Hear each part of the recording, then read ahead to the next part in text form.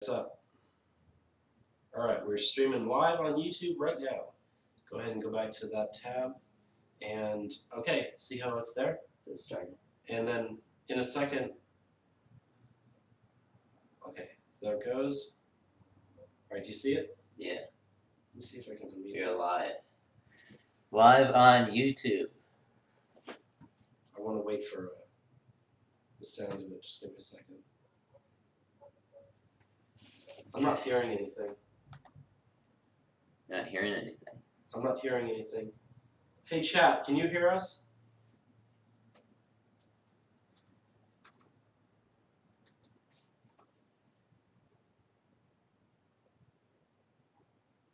Okay, let's see if chat can hear us.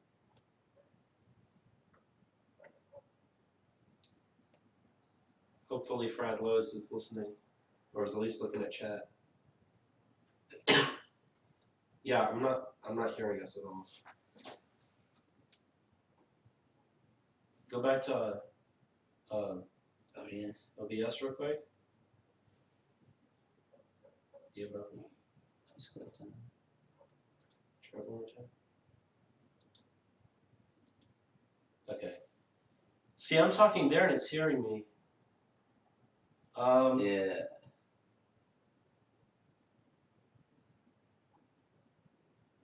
Can everyone that's listening to this podcast right now, no matter where they are, let us know if you can physically hear us by writing in the chat?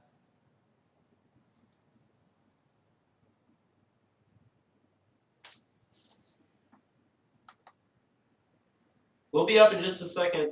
I'll just write that in the chat.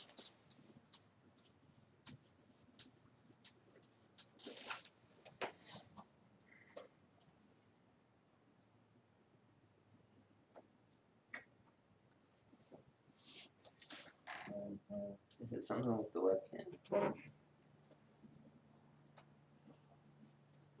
We just got a group message.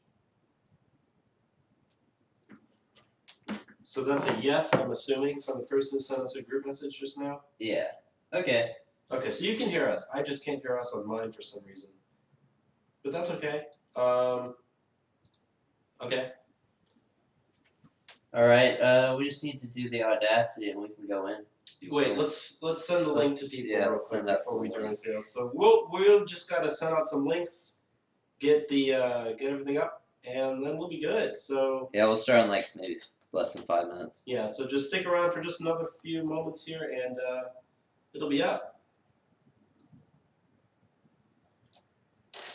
By the way, as you can see, the thing that's scrolling down there at the bottom, we've got multiple different accounts, multiple different links. Go ahead and follow us on all those, like and share on all those, and help us grow, and we'll be able to bring you even more great content. So, as we said, just give us just a moment here. Yeah, I've already got a few people watching that have messaged me that they're watching, so that's good. We got four people watching right now, so as we said, just give us a moment, and we'll be ready to go.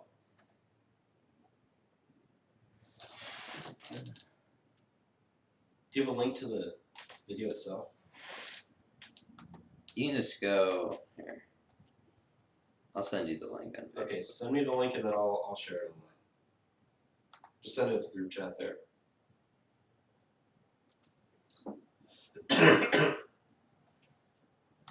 Alright, I got your message.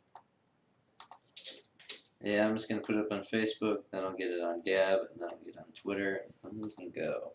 I'll get it on Twitter. Okay. Since I just got the link to it. And then we'll be ready to go in just a second.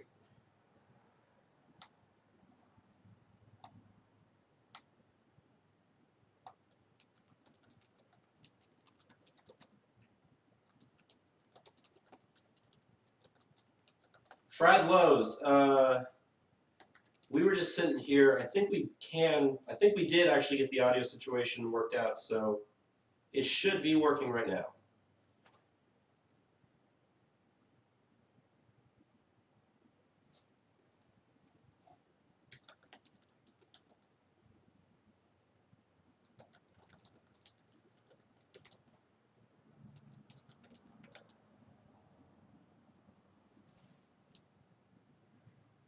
Alright, I tweeted it out.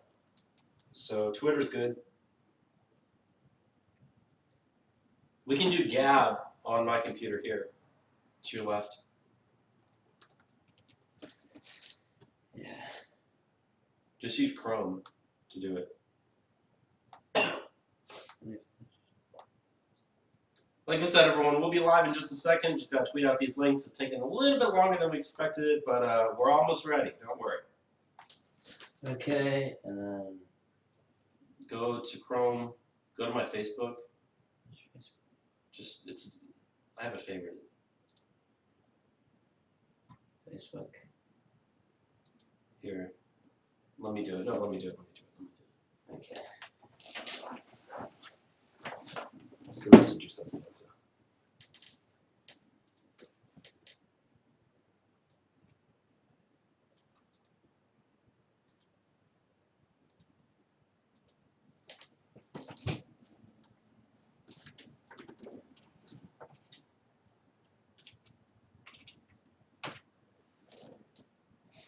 All right, and we just sent the link out on Gab, so hopefully people will be able to tune in there. Still streaming on here. Okay, we're doing good. So we get rid of there. You will have to apologize. I might cough occasionally.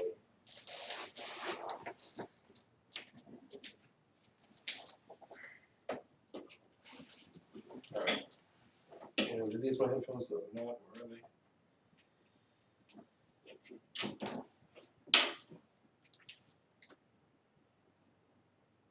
All right. I'm almost ready to go if you are. Yeah, we just got to click on Audacity. Ready? 1 second. And I am ready. 5, 4, 3, 2, 1, click.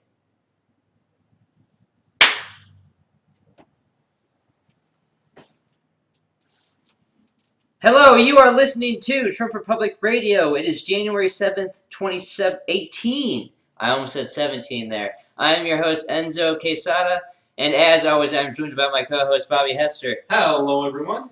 And, yeah, it's a new year, and things are very different now for the show. We're doing the show live for the first Sunday we've ever done it before. We are live currently on YouTube. We're looking to do PewTube in the future, Bobby, but how does it feel to be live?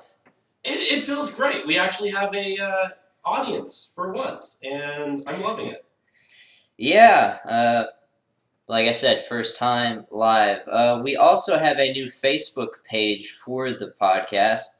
It's just Trump Republic, it's facebook.com/Trump Republic Radio. The link is in the description of the live stream if you're watching it right now. And just give us a like on there, and you can get the links to when the live streams are coming on for the show, whenever there's new content, and it's going to be some good stuff.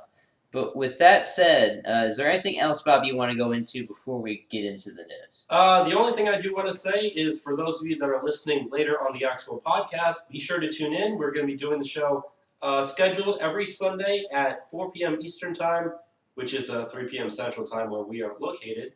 So go ahead and tune in if you want to listen to us live, and you can leave a chat in the chat box there and, talk to us as we're doing the show, and we'll answer your comment if it's productive and adds to it. So with that being said, I'm ready to actually get ahead and get going. Okay, Bobby, let's go into it. So the first thing that we want to talk about this week is the feud between Trump and Bannon.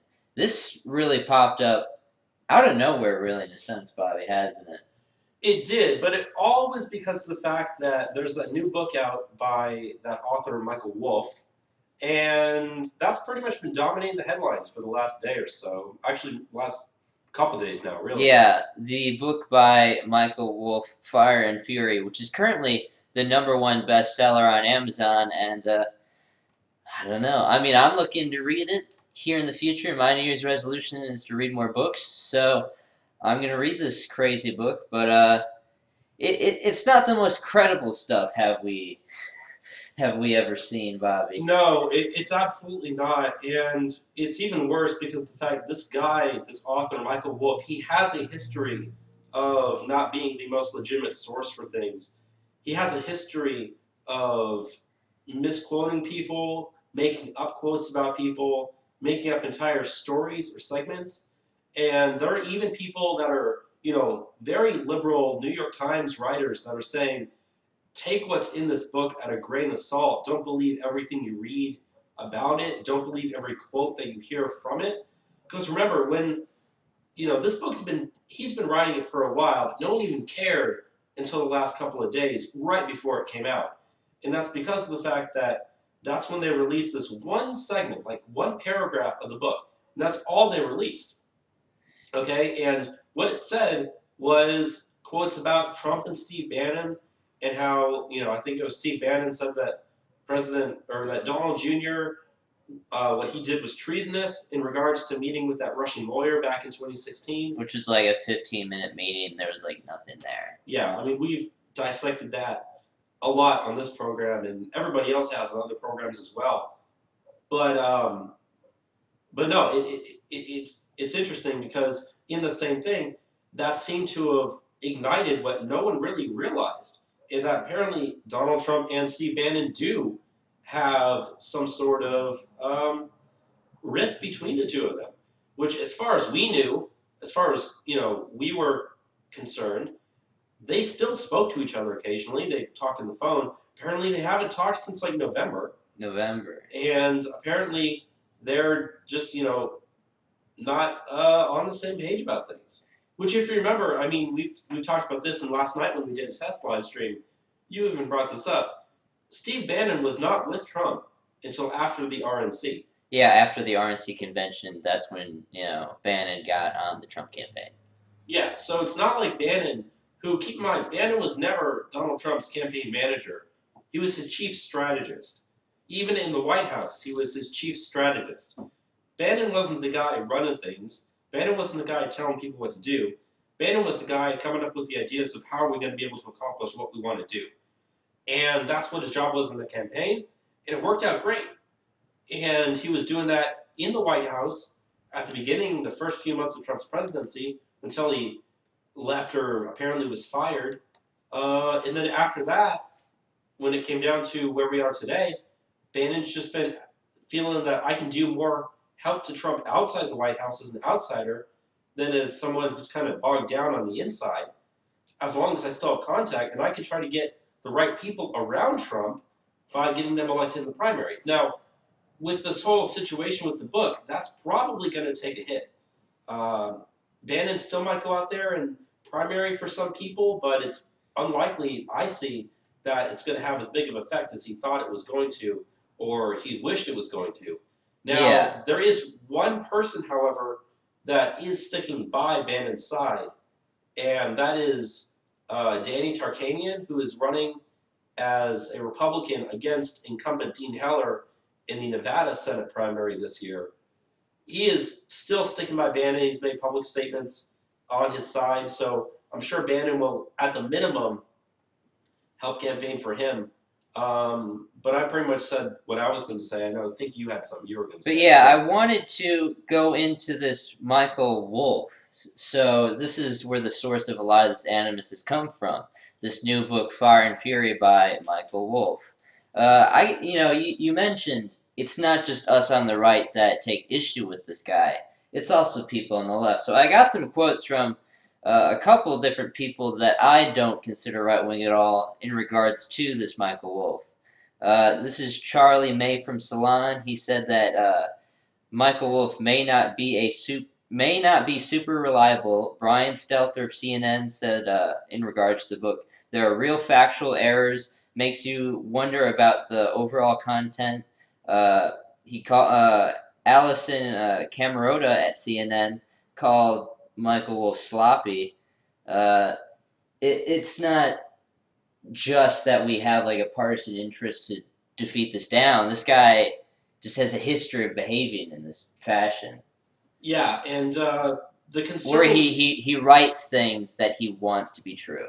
Exactly. He's creating his own narrative, and he's making up people's quotes to go along with it. Or he's taking what is an actual thing that's going on and spinning it in his own direction along the way, and again, making up quotes to go along with it.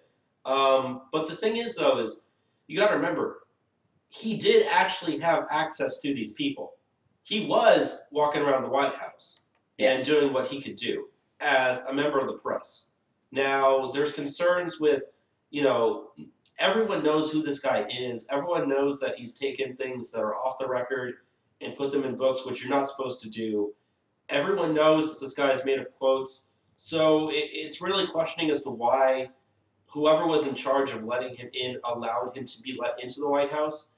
Now, he's saying that he had this 2-hour sit down with Trump, and that Trump, but now Trump is saying that, he asked to do an interview, but he never did it. So, someone's obviously not telling the truth right there. And granted that one guy admits, literally, in the introduction of the book, admits that not everything that you see and hear in the book is true. He literally admits that he makes up quotes for it. So if we're going to go with liar versus the president, I'm going to have to say the liar's probably lying. Yeah. So I want to read out President Trump's statement that he gave in regards to Steve Bannon just in its entirety so we can kind of work off from that. So let me read his statement that he released. Steve Bannon has nothing to do with me or my presidency. When he was fired, he not only lost his job, he lost his mind. Steve was a staffer who worked for me after I had already won the nomination by defeating 17 candidates, often described as the most talented field ever assembled in the Republican Party. Now that he is on his own, Steve is learning that winning isn't as easy as I made it look. Steve had very little to do with our historic victory, which was delivered by the forgotten men and women of this country. Yet Steve had everything to do with the loss of a Senate seat in Alabama held more than 30 years by Republicans. Steve doesn't represent my base, he's only in it for himself. Now, there's a bit more to the statement, but what do you think of that so far, Bobby? It sounds like we can't really be on Steve Bannon's side anymore, if it's true.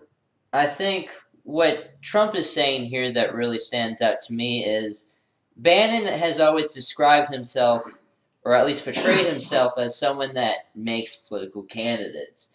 And he's tried to make it seem as though it was his vision that made Donald Trump win the presidency. Now, Bannon had an influence throughout the campaign towards the end there. You have to give him that. But to what degree was it Steve Bannon, and what was it to Donald Trump and all of us else that were behind the president? I don't think it's as great as, he makes it out to be. And I don't think it is either, because like you said, Bannon did not come along until after the convention.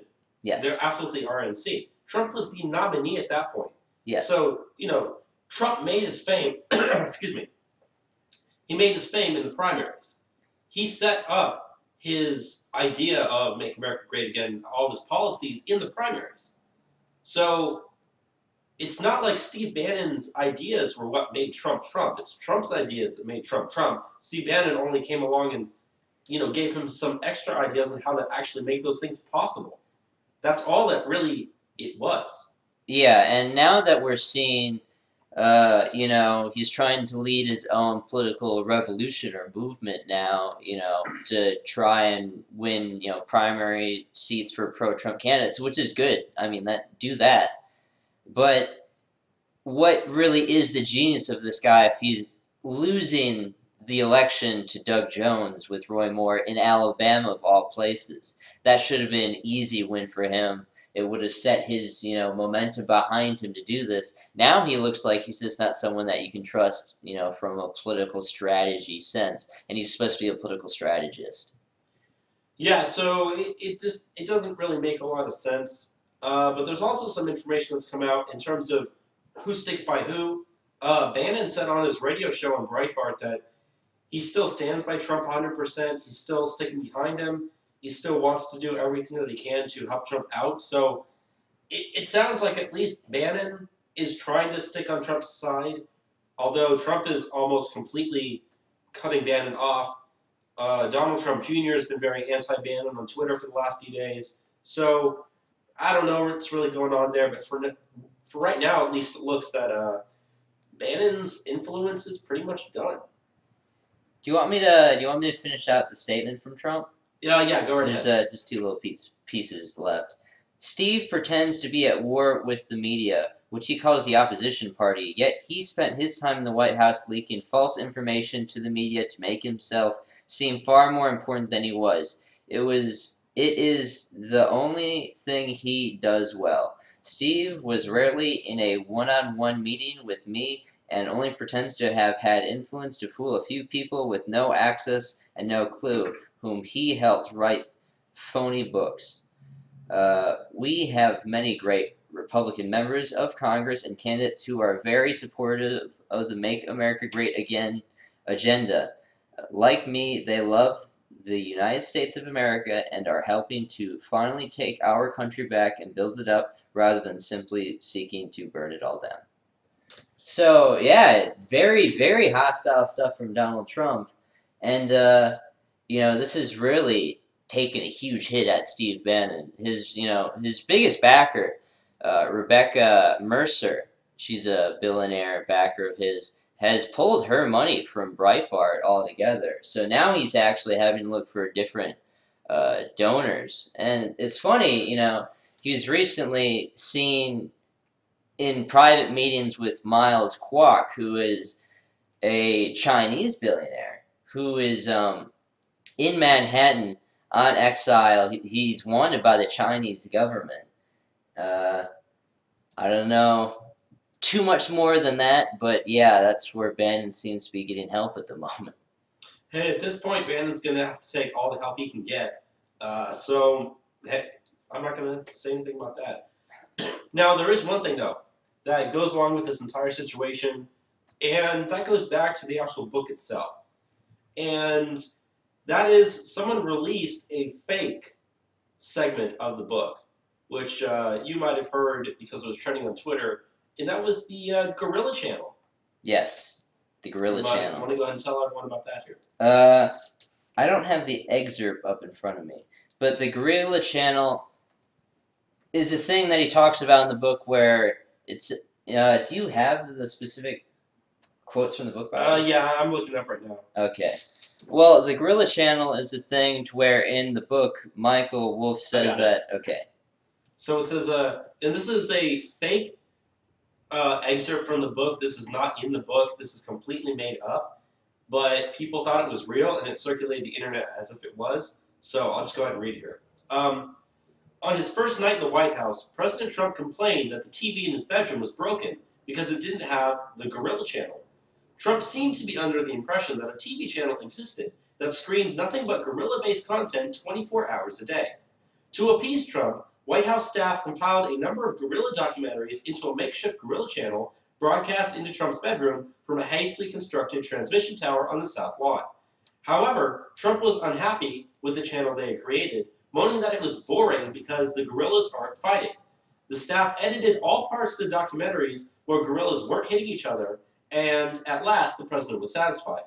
On some days, he'll watch the Gorilla Channel for 17 hours straight, an insider told me.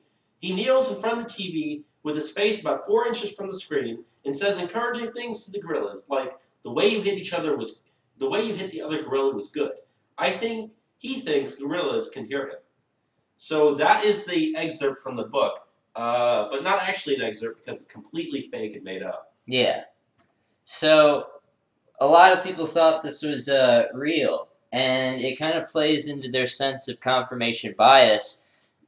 They are willing to believe anything bad they hear about Donald Trump when something, very crazy, is said about him, as this Gorilla Channel instance is.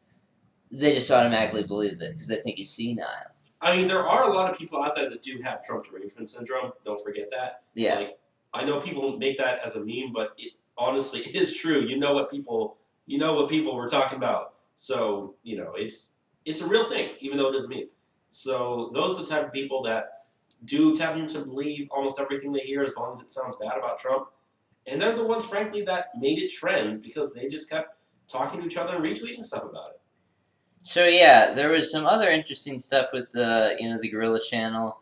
A lot of people are apparently harassing Netflix about if they have a Gorilla channel. Oh yes. Yeah, and Netflix tweeted out saying like, "No, please stop contacting us about I the have Gorilla their channel." tweet here. I can read it. Yeah, to you. read the tweet. Yeah, give me a second to bring it up. Actually, I don't have the tweet here. Anyways, it said, "Please stop calling our customer service asking if we cover the Gorilla channel." It got like 300,000 likes and about like 80,000 retweets. So which yeah, was one of Netflix's most retweeted and liked tweets ever. all over it like a little joke in regards to the president. But I mean, I guess people latch onto things so quick. Remember how Kofifi went? Kofifi was the Kofifi tweet was only up for like an hour too. Yeah, that's how the internet works these days. But yeah, the Gorilla Channel, pretty funny stuff.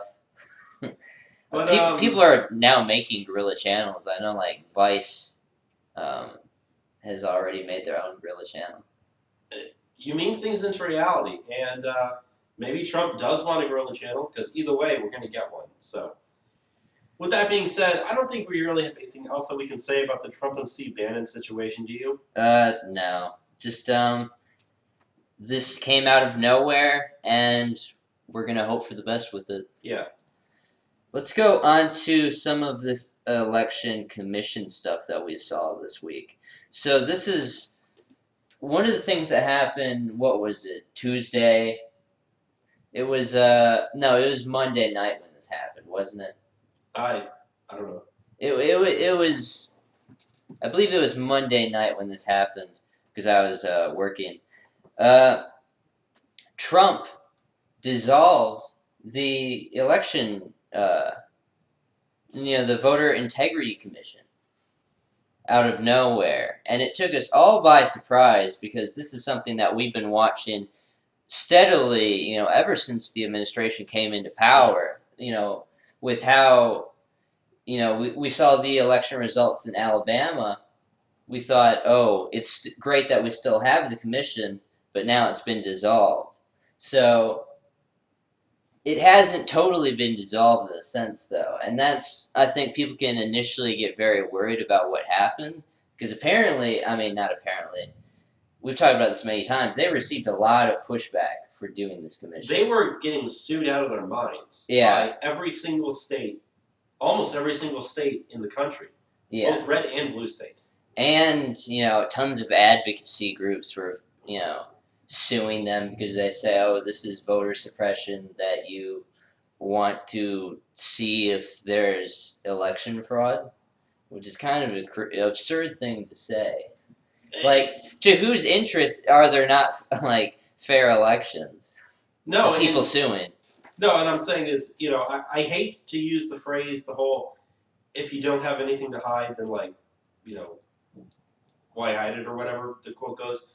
But when it comes to elections, that is the case. If you are not intentionally trying to hide unfair or illegitimate results, then you should be able to say, yeah, come on in, audit our voting records of stuff and figure it out for yourself. Go through. We'll be glad to give you access to our information.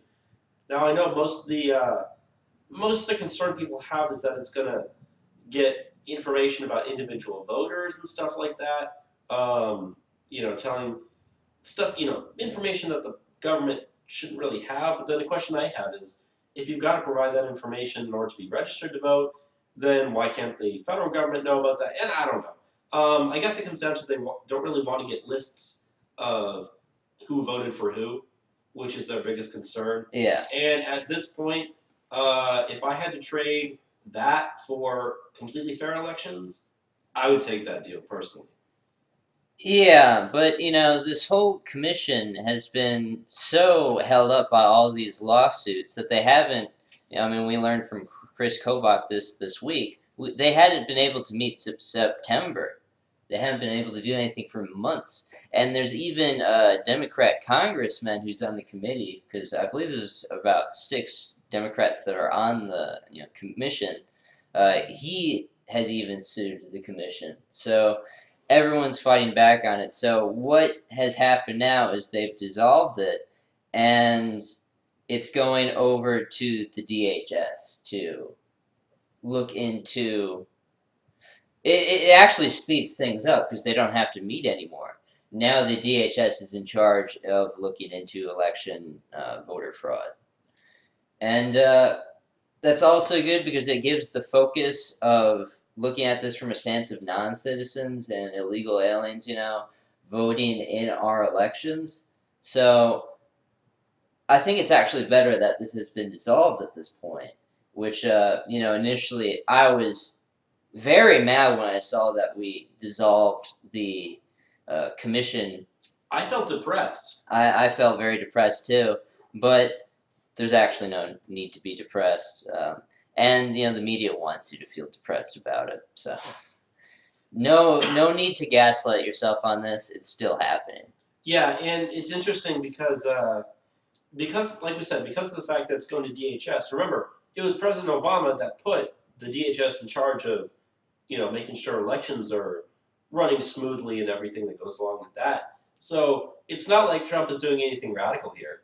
What he is doing is saying, you can sue me all you want, but if you don't give me the information either way, you're going to jail. Because we're using the full force of the United States government through the Department of Homeland Security in order to make sure that you obey our commands. Which, when it comes to this, is desperately needed because everybody does know voter fraud is rampant all over the place. Yeah. So, yeah, I don't have too much more on that. You want to go into some of the Sessions weed stuff? Yeah, go right ahead. So, this week it's come out that Jeff Sessions, our Attorney General, is going after, I believe it's a law that protects, legalization status for marijuana, and the states have done it already. Yeah, it's more of a 10th Amendment issue that's going on. What's going Whereas, that law essentially ensured that the 10th Amendment would work there.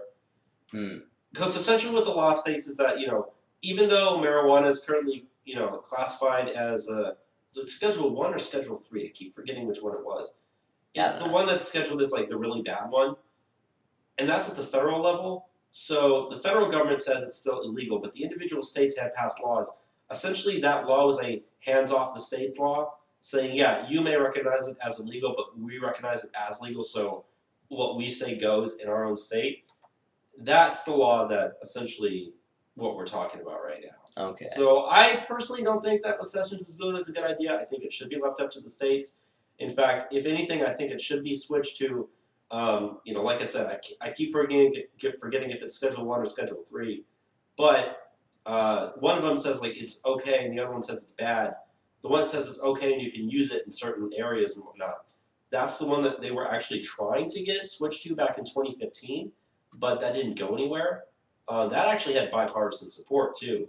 So this is just yet another thing that I think Sessions has not done very well on, and Sessions needs to get his act together. Yeah, this just doesn't seem like something we need to be doing right now. So me and you both, agree that marijuana should be legalized, but I don't really care too much about it being legalized. But, Sessions has so much he should be working on. He should be focusing on cracking down on immigration left and right. Why are we going after marijuana so hard all of a sudden? Most people, there's been some polls I know I've read this week out of Pew Research. Something like 61% of Americans support the legalization of marijuana at this point. Why are we trying to anger these people? It doesn't help the administration at all. I honestly do think that a lot of it does have to do with different industries that try to lobby against it.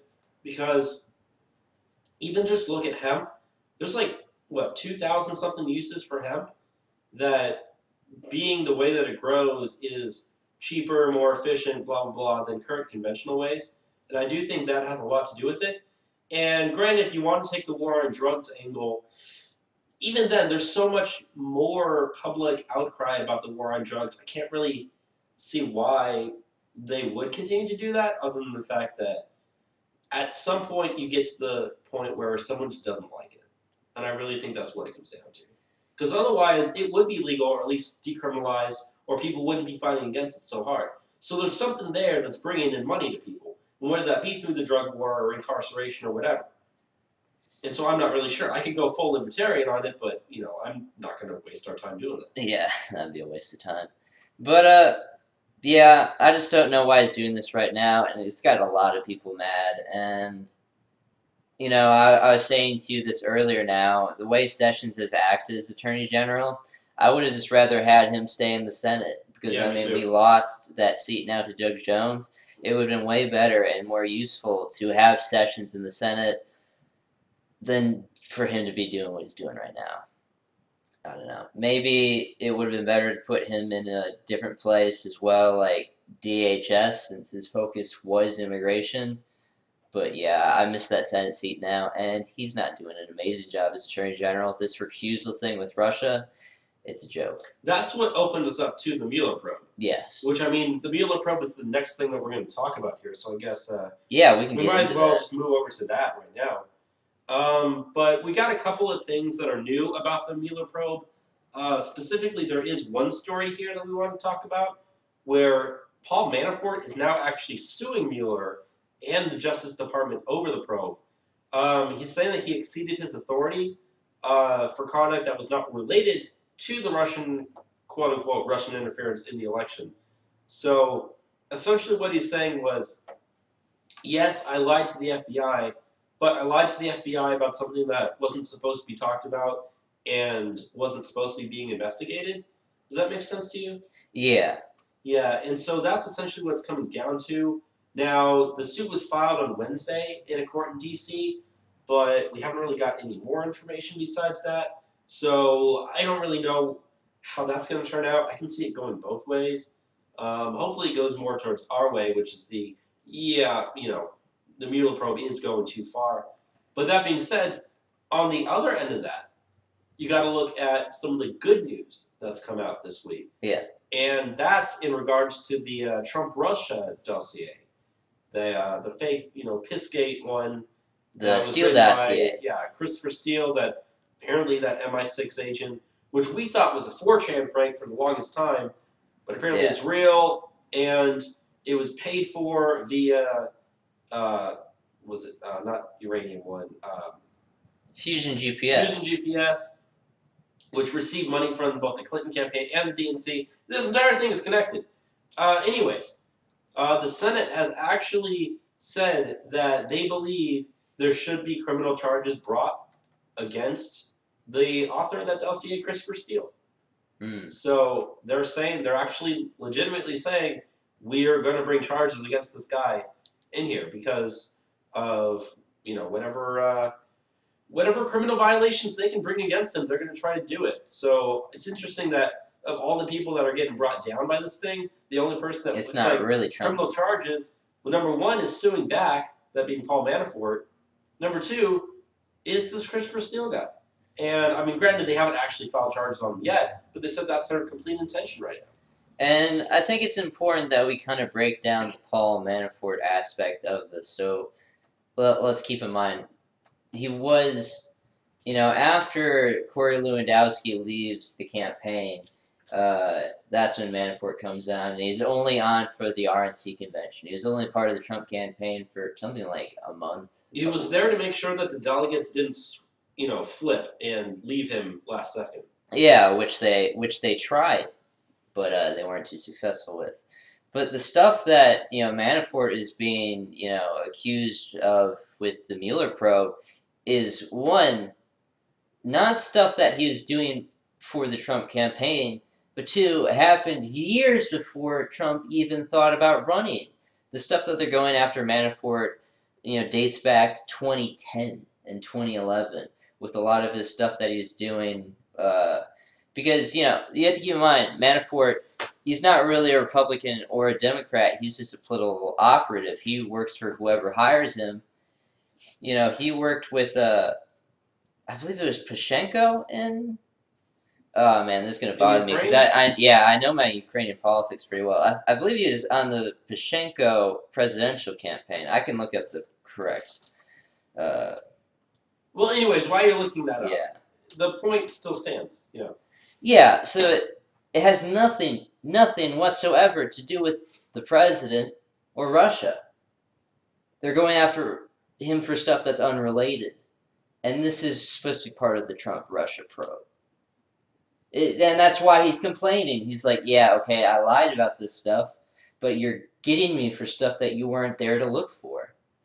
Which, they're supposed to have warrants and all these things. They got the Steele dossier, which is how they got the FISA warrants on Trump. There was that big uproar when, oh, Trump said he was wiretapped. Turns out Trump was correct. He was being wiretapped. The campaign was being wiretapped. Their phones were wired. And, now it's not even like that they don't admit to having the FISA warrant. Now the big thing is like, oh, well, yeah, but we didn't unmask people, so. And even then, there were people that were unmasked by Susan Rice. Yeah. So this entire thing is just completely insane. I don't know. I want criminal charges to be brought against all these people by the time this thing is done. And by that, I mean everybody in the DNC, because it looks like the more the Mueller probe goes, it's pushing up against the Uranium One scandal. So close. There's so much overlap between the two. Some people are predicting that it will go far. Some people think that it won't cross that line. I personally don't think it will, because I personally think that Mueller is on the same side as the Clintons and everyone like that. But, as I said, what are you going to do? What are you going to do? What are you going to do?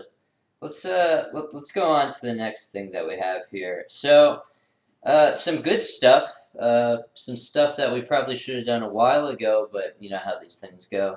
The FBI is launching new Clinton Foundation investigations. You want to tell us about that, Bobby? I do. So this is being reported by John Solomon at The Hill. He's reporting that the Department of Justice is launching a new investigation into the Clinton Foundation while Hillary Clinton was the Secretary of State regarding things like play-to-pay politics, any other illegal activities. But they said that the FBI agents from Little Rock, Arkansas, where the foundation was started, have taken the lead in the investigation. They've interviewed at least one witness so far in the last month, and they have additional activities that are expected coming within the next couple of weeks. So, yeah, they said the probe is actually examining whether the Clintons promised or performed any policy favors in return for donations to their charitable efforts through their Clinton Foundation, or whether the donors made the commitments of the donations in the hopes of securing government outcomes. So that was being reported on by The Hill. And isn't it also curious that the same day that's announced, one of the Clintons' houses catches on fire? Yeah, it's funny how that goes. I don't know. Big coincidence. Very big coincidence. Big coincidences. So, yeah, we don't really know what they have on the Clinton Foundation necessarily, but, we have reason to believe that bad stuff was happening with the Clinton Foundation, okay? You look at how donations were going. Nearly half of all Clinton Foundation donations were by foreign governments, while she is the Secretary of State of the United States. It's pay for play. And, also she was getting all the money for Bill Clinton's speaking engagements at the same time while she's Secretary of State. So they use getting Bill a speaking engagement as a way to pay for whatever you want happening, politically in the system. At least that's what's allegedly happening. If that has happened, I don't know, we'll find out. Well, if you read the book Clinton Cash by Peter Scheiser, I've got it right here on my bookshelf here. It goes into grand detail about all of that. So, and that's, his sources and the stuff where he got that from is the same stuff that people have been talking about looking in for information on this. Yeah. Oh, and I was wrong. It wasn't Pashenko. It was Viktor Yanukovych, the former president. That's who Manafort worked with. Just want to catch back what I said before. But, yeah, Clinton Cash, I haven't read the book, but I have seen the documentary that they have on YouTube. It's about an hour and a half long. It goes pretty extensively into especially the uranium deal that happened, which, it's funny, they talk about Trump's connection to Russia.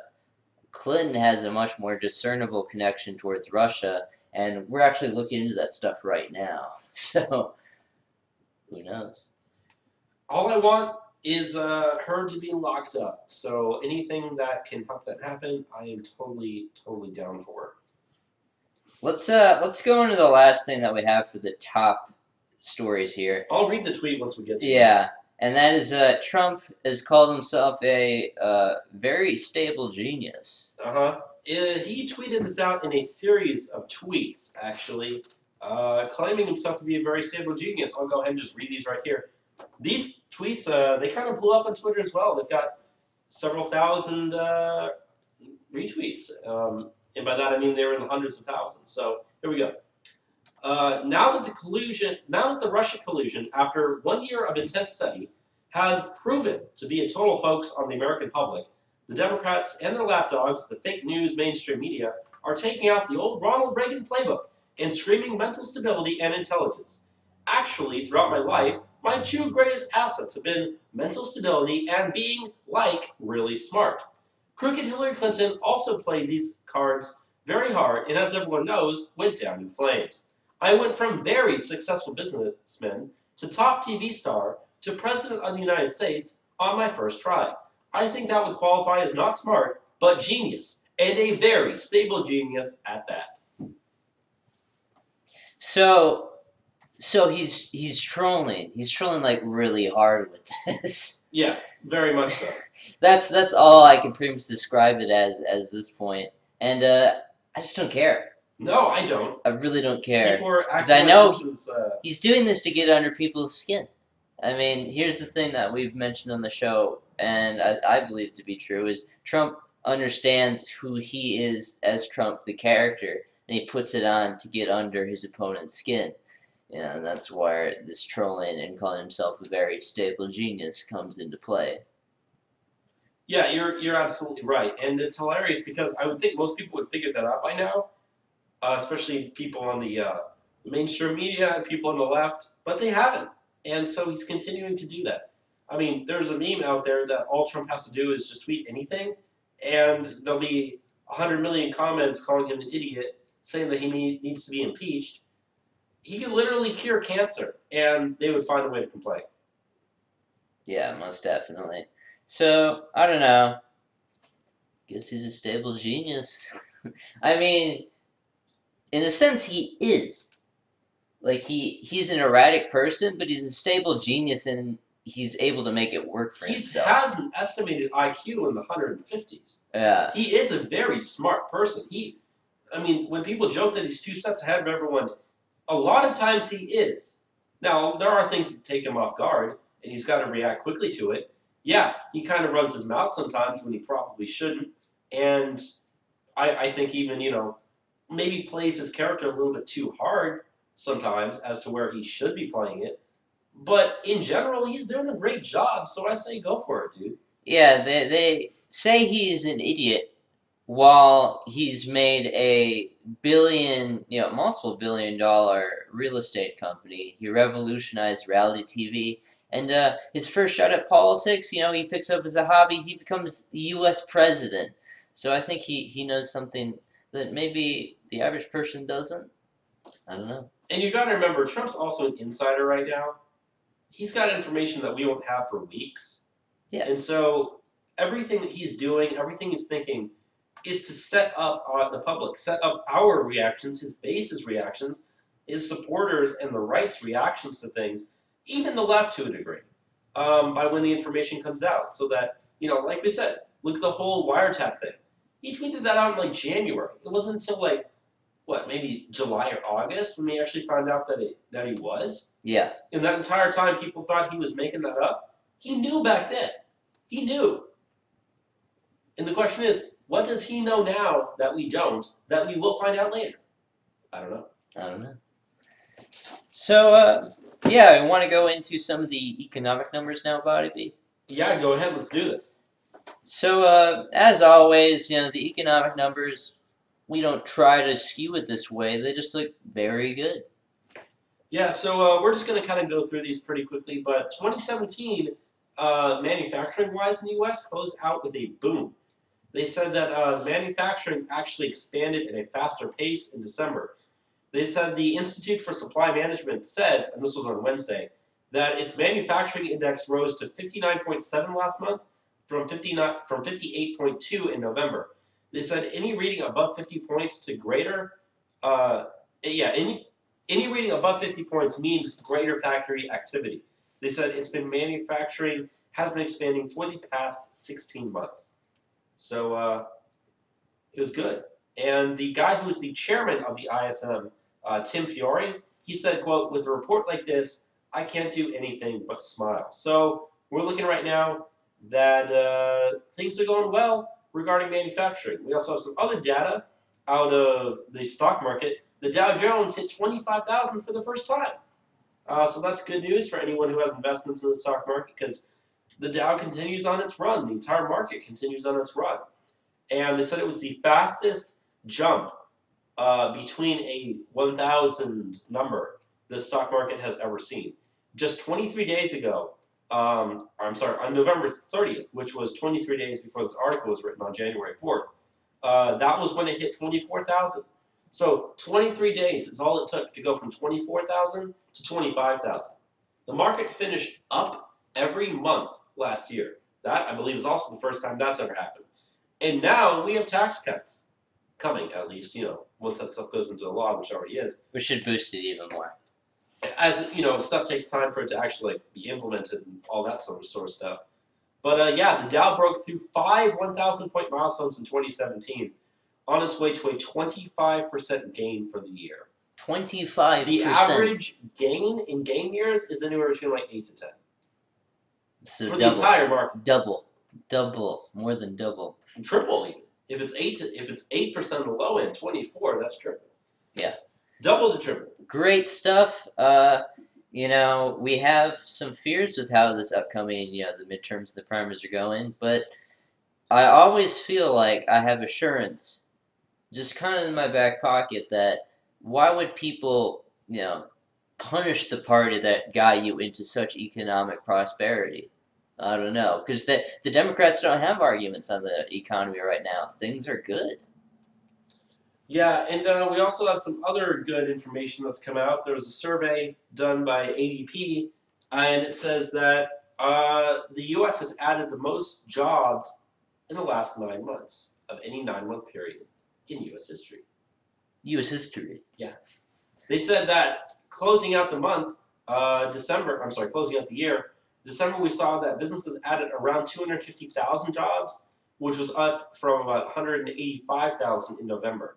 Most of that was led by healthcare, professional services, and retail, which is funny because retail has actually been dropping compared to some other things. A lot of that has to do with the fact that there are a lot of stores closing because places like Amazon and Walmart with online delivery have kind of cornered the market. People don't really like to go shopping as much, so people are becoming homebodies. You will see a decline in retail. It's already started. People have already seen it. I don't think the future outlook for just retail in general looks very well, even as the economy continues to do great. So that's one thing you have to keep in mind going forward as you see these different numbers. It's just the reason why that's happening isn't really indicative of any bad thing that's lurking on the horizon per se. Yeah. However, though, there is some other data that we have out, and that's there's yet another company that is offering bonuses and rewards because of tax cuts, and that is JetBlue, the airline. They're giving all their crew members a $1,000 bonus because of tax reform. I bet they're very appreciative of that. It's funny. Ever since this tax reform bill is passed, there's been Democrats that can still condemn these people getting bonuses. 21,217 people are going to get a bonus in the next paycheck. Yeah. That's a lot of money to invest in your employees. You think that they would, applaud this positive behavior that these companies are inhibiting now that, our government regulation encourages such things, but no. We gotta fight the corporations. They're so evil. They're so evil that they're rewarding their employees. It's a joke at this point. It is. But we have one last story here in economics that I think is probably one of the best stories of the year, economics-wise. And that is the number of food stamp recipients is down 2 million since Trump came into office. Think about that. 2 million people. 2 million. Now, we don't know, it's for a myriad of different reasons, but 2 million in general Yeah, they said is still indicative of a good economy. data released from the Department of Agriculture showed the number of participants in the SNAP program dropped to 42,182,000 in fiscal year 2017, which is a decline of just over 2 million from fiscal year 2016 to a total. Back in 2016, it was total about 44.2 million. So we're down to about 42.1 million right now, and that alone will save the. I'm sorry. Yeah, I got kind of screwed up there. USDA figures since show that the program has gone from costing taxpayers about $250 million for about 2.8 million recipients in 1969 under President Nixon to a peak of nearly $80 billion for 48 million recipients under President Barack Obama. So they said that the 2017 figure of 42.1 is the lowest figure that they've seen in that data since 2010. At that time, the program cost us about $68 billion. So 68 billion. Easily we're going to save several $billion by having these people drop off the program. Yeah. And there's a reason why people are dropping off. Some of it's fraudulent activity and people are getting kicked off because we're cracking down on that. Some of that, most of it is the economy is just doing better. People don't need to be on the programs.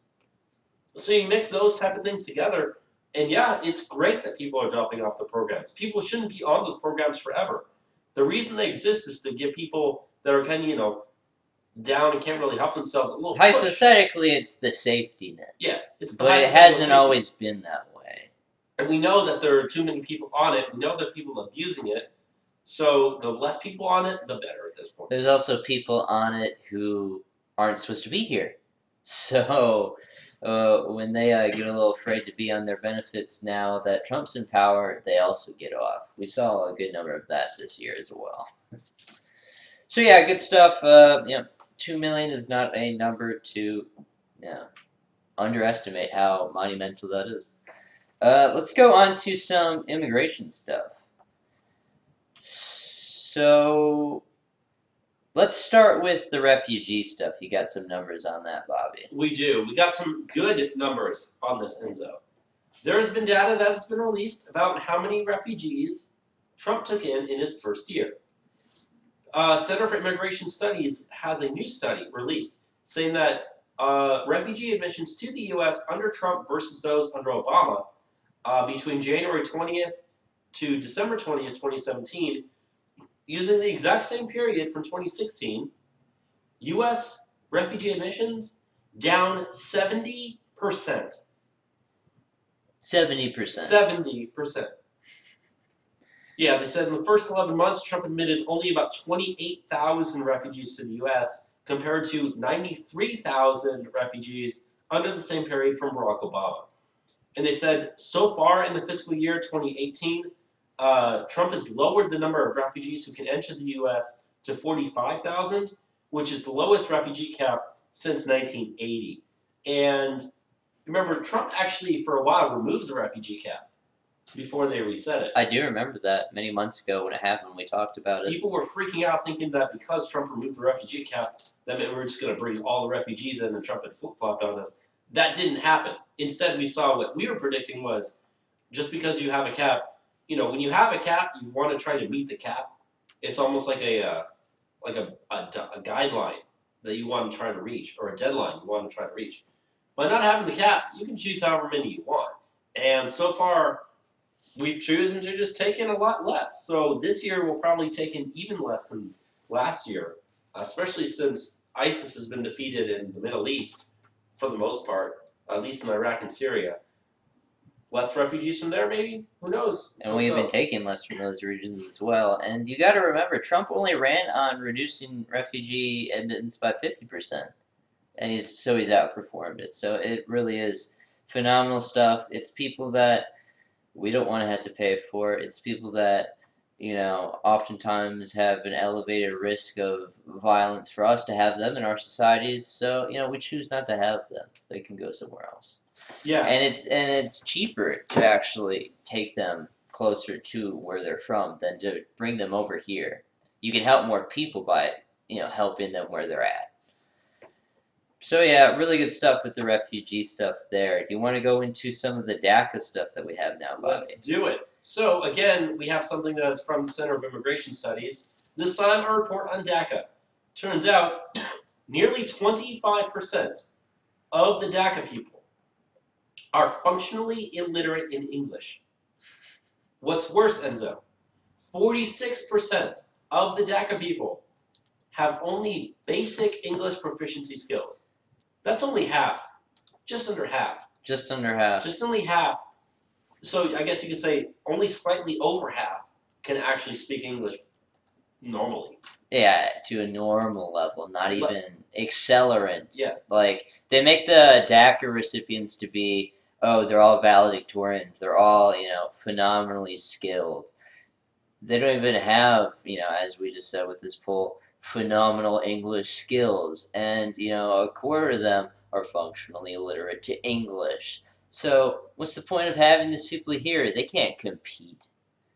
Okay, they don't bring much to this country whatsoever. And it's a joke, we talked about this yesterday when we were doing the test live stream for the show. Only 4% of DACA recipients have college degrees. Do you know what the number is for Americans at large in this country of working age? It's 40%. So, they try to make them seem that they're better than you. They're harder working. They're more educated. But they're not. They're dramatically less educated than you. They have dramatically less skills on average than the average American. So, either way, they don't need to be here. Yeah, they don't need to be here. And I guess we could bring this up in general to where we are at DACA. So, there's currently, the fight for DACA protections. The program expires on March 5th. And the thing that we have to report is nothing's really happening right now. Which is good news. Yeah, that's a good thing. I was going to say, that's a very good thing. Essentially what's going on, you got to remember back to, was it September, I believe? Yes. September 5th is when Trump killed DACA. And he said, I'm going to allow, everyone that's on the program where they're, because remember, when people sign on for the DACA program, it was 2-year extensions at a time. So the first extension was what people were pretty much already in. And he said, if your extension ends within the next 6 months, then you have until the end of October or the end of November, whatever it was, to sign on. And you get a one-time 2-year extension. Well, we saw that the number of people that were potentials for signing on for that, compared to how many actually signed on for that, was significantly less. It's about half or so. But either way, there's still about 700-ish thousand DACA people out there on the program who at some point between now and March of 2020 are going to lose their protection status, and they will be gone. Unless Congress works and provides some sort of amnesty for them.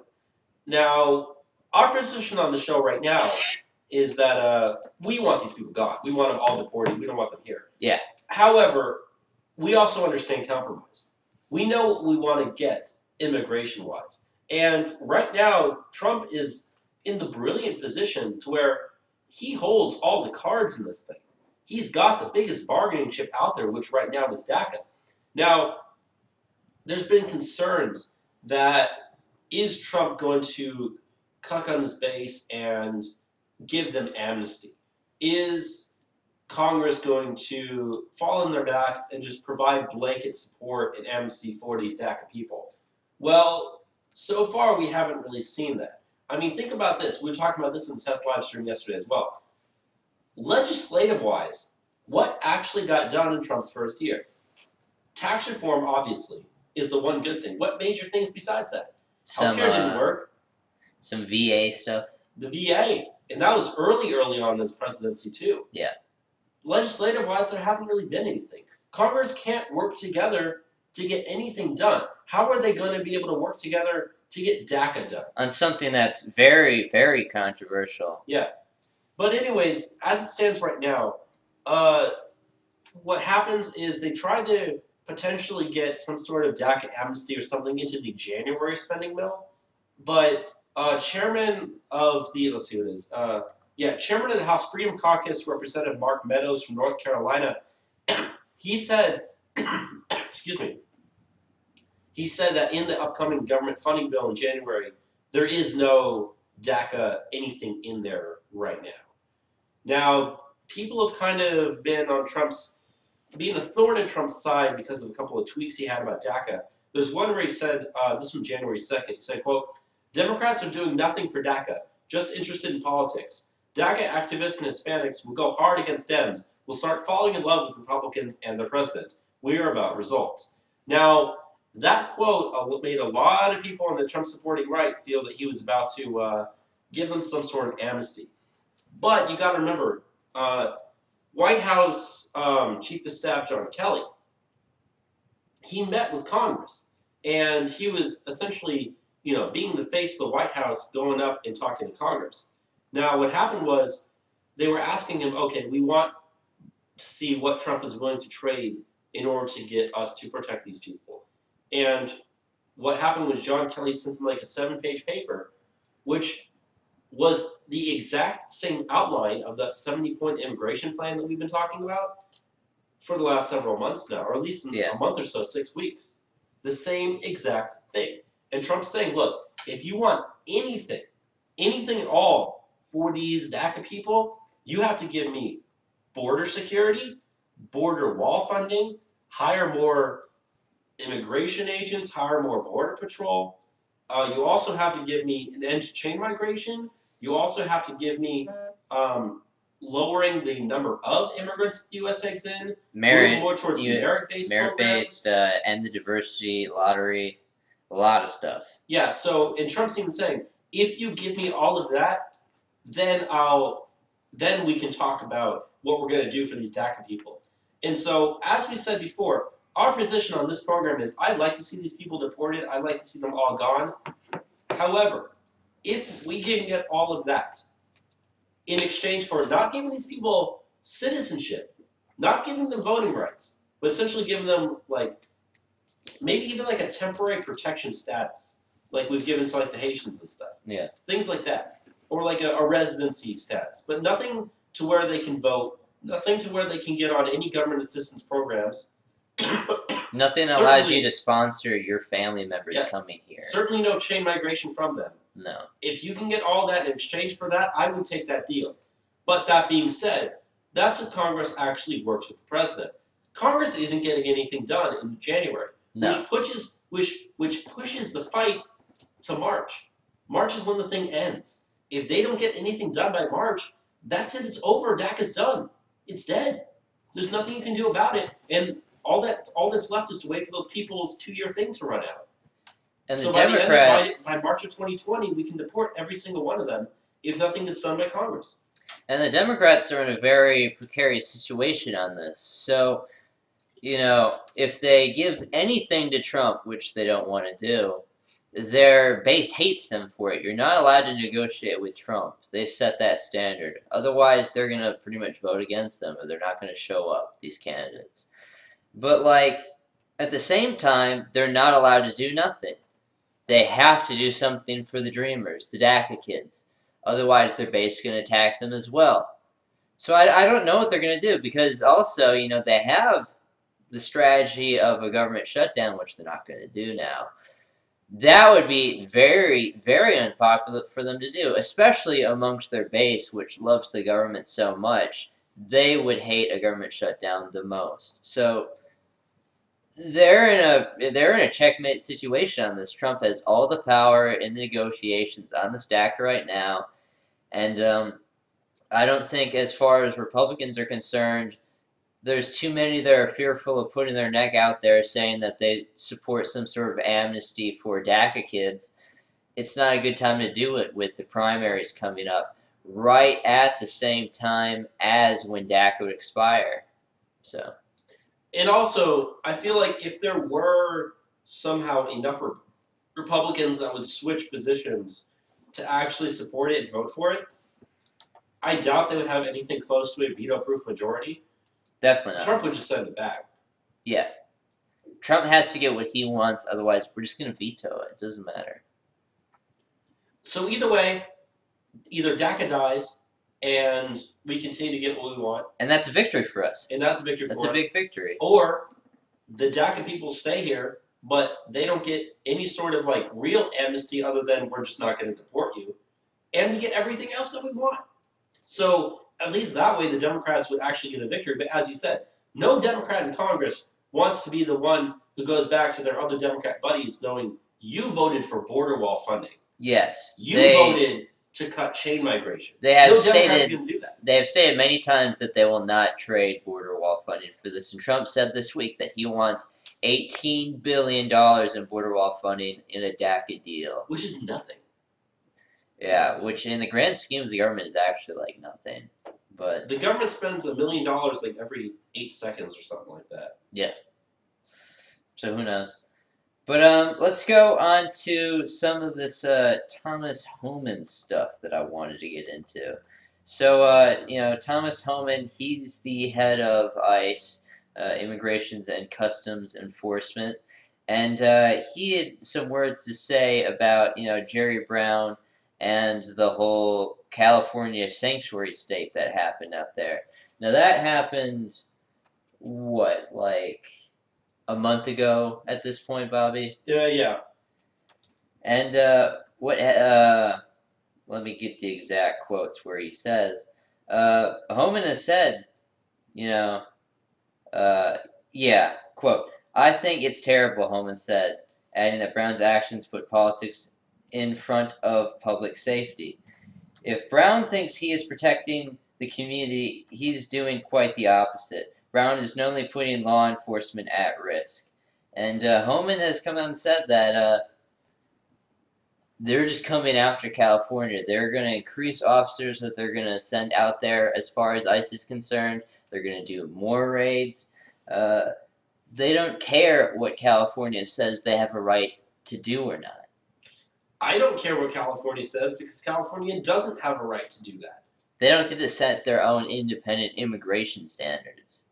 Which is what they want to do. If California wants to set their own immigration standards, then they can leave the U.S. and set them themselves. I support that.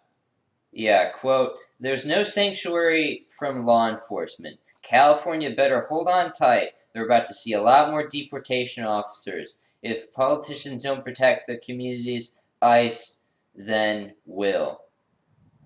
He also says that some of these politicians that voted for policies that give sanctuary should also be arrested, as it violates the 8th U.S. Code 1324 in relation to harboring of certain aliens. Which, I mean, that's what we were trying to do with SB 4 here in Texas. That's true. They are violating the law with doing so. And I would love to see them all be dragged out in handcuffs over this. I would love to see every single person who voted for those policies dragged out in handcuffs for knowingly working to provide aid and comfort to harbor illegal aliens in your state. That would be fantastic. Yeah. Which is what I've been saying. Trump needs to send in the National Guard to California. Maybe even, not necessarily the Army, but do whatever he personally can. Send in as many ICE agents as you can and just, almost occupy that state and get rid of the people that are standing in our way of getting these things done. Yeah. There's no reason that we should be dealing with California not cooperating with us on federal immigration. There's no allowed discrepancies between what the state says and what the individual state wants to say.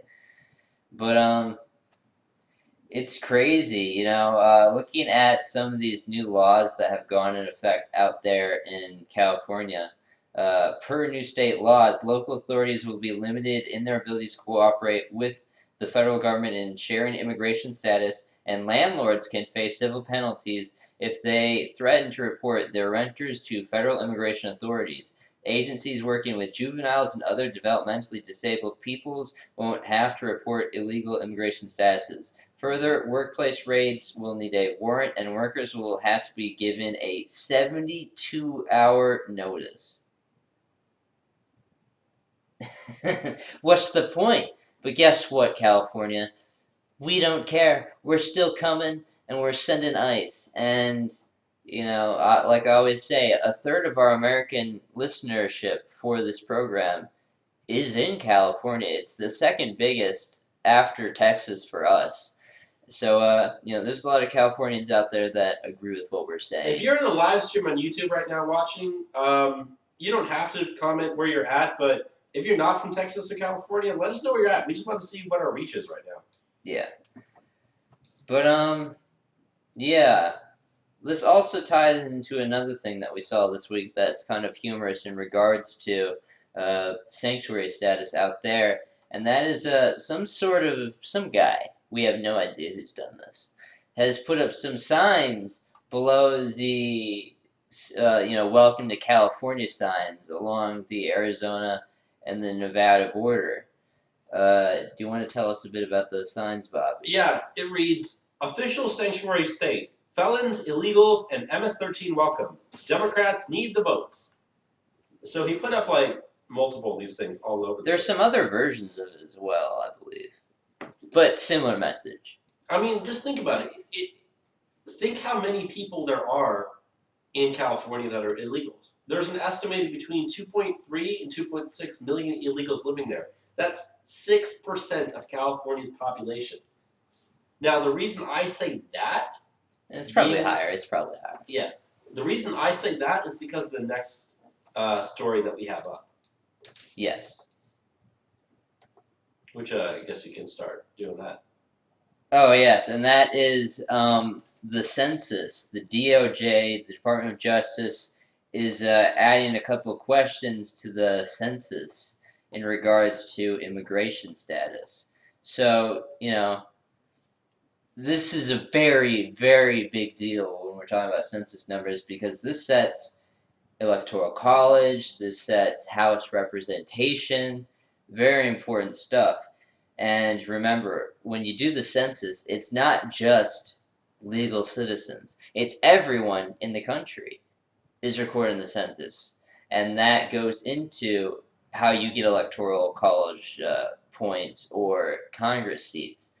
So by adding like a question asking what your immigration stance or what is your immigration status to the census, it's got all these illegal alien advocacy groups concerned because it's going to make them scared and they don't want to give any sort of information to the federal government because they think it's going to be used against them.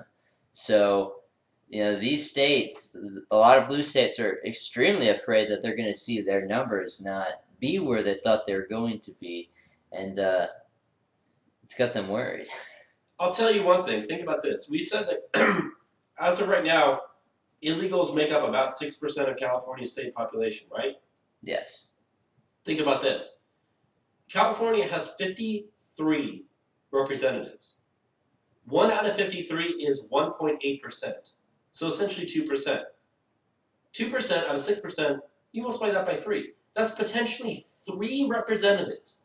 3 electoral college... There's at least 3. 3 electoral college points California currently has that they won't have if you don't count them in the census, which they shouldn't be counted in the census. Granted, Texas probably will have some that drop as well.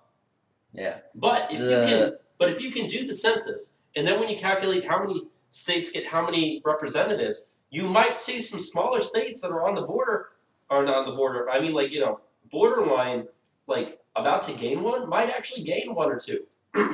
I know that as it stands right now, Rhode Island, very blue state, has 4 current electoral votes. It's going to drop down to 3 because they're going to drop to 1 representative. Texas is expected to drop to is expected to go to maybe 41. So electorally wise, as Republicans still control Congress, at least for the next decade or so until Texas goes blue, that actually does expand our power, makes it easier to get Trump reelected. Granted, the 2020 census will actually be done. They won't actually have that updated for the Electoral College until the 2024 presidential election.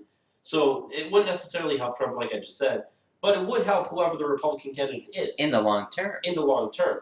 Because even if states like Texas and Florida and California drop overall a couple of electoral college points, that's going to go to smaller states. Smaller states tend to be more Republican, at least as long as they're not the Northeast. So if anything, this excuse me, I have a cold. I'm sorry.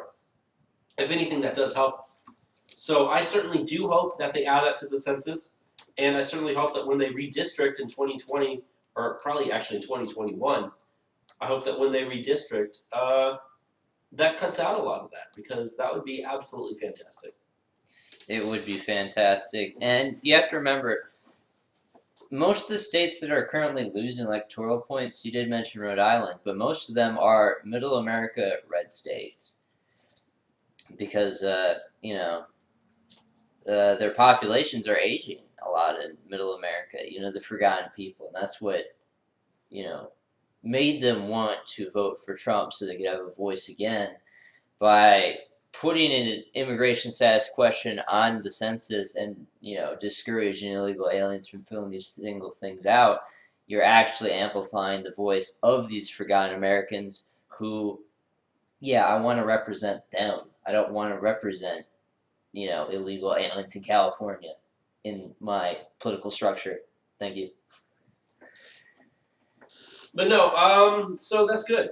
And I guess I'll just use that to go on to the next story in terms of overall Trump immigration policies.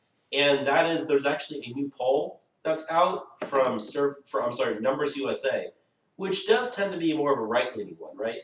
Yeah, Numbers USA is a right-wing organization. Yeah. Anyways, they did a poll of likely midterm voters, and they asked respondents to pick from a couple of different priorities. And the priorities were essentially, I'm not going to read the entire question here because it's kind of long, but they said that is it better to, let's say there's a job opening. Is it better to pay people more and hire that with an American worker, or pay people less and hire someone that's an immigrant in order to keep the cost down? 64% of people in the survey said that we should hire the American and pay them more than hiring the illegal or the just immigrant in general in order to keep the cost down. Which goes along with part of the reason why Trump wants to switch more towards merit-based immigration. So you don't have to worry about how having millions and millions of not illegals, well, there are, but millions and millions of immigrants come into your country just so companies can save some money in paying people, which does happen. There's a reason why big companies like Walmart and stuff are such advocates for immigration. It keeps their costs down. It does not help the American worker at all. Yeah. Which, if you're a leftist and you're against you're trying to fight these corporations, why do you support the same immigration stances as them?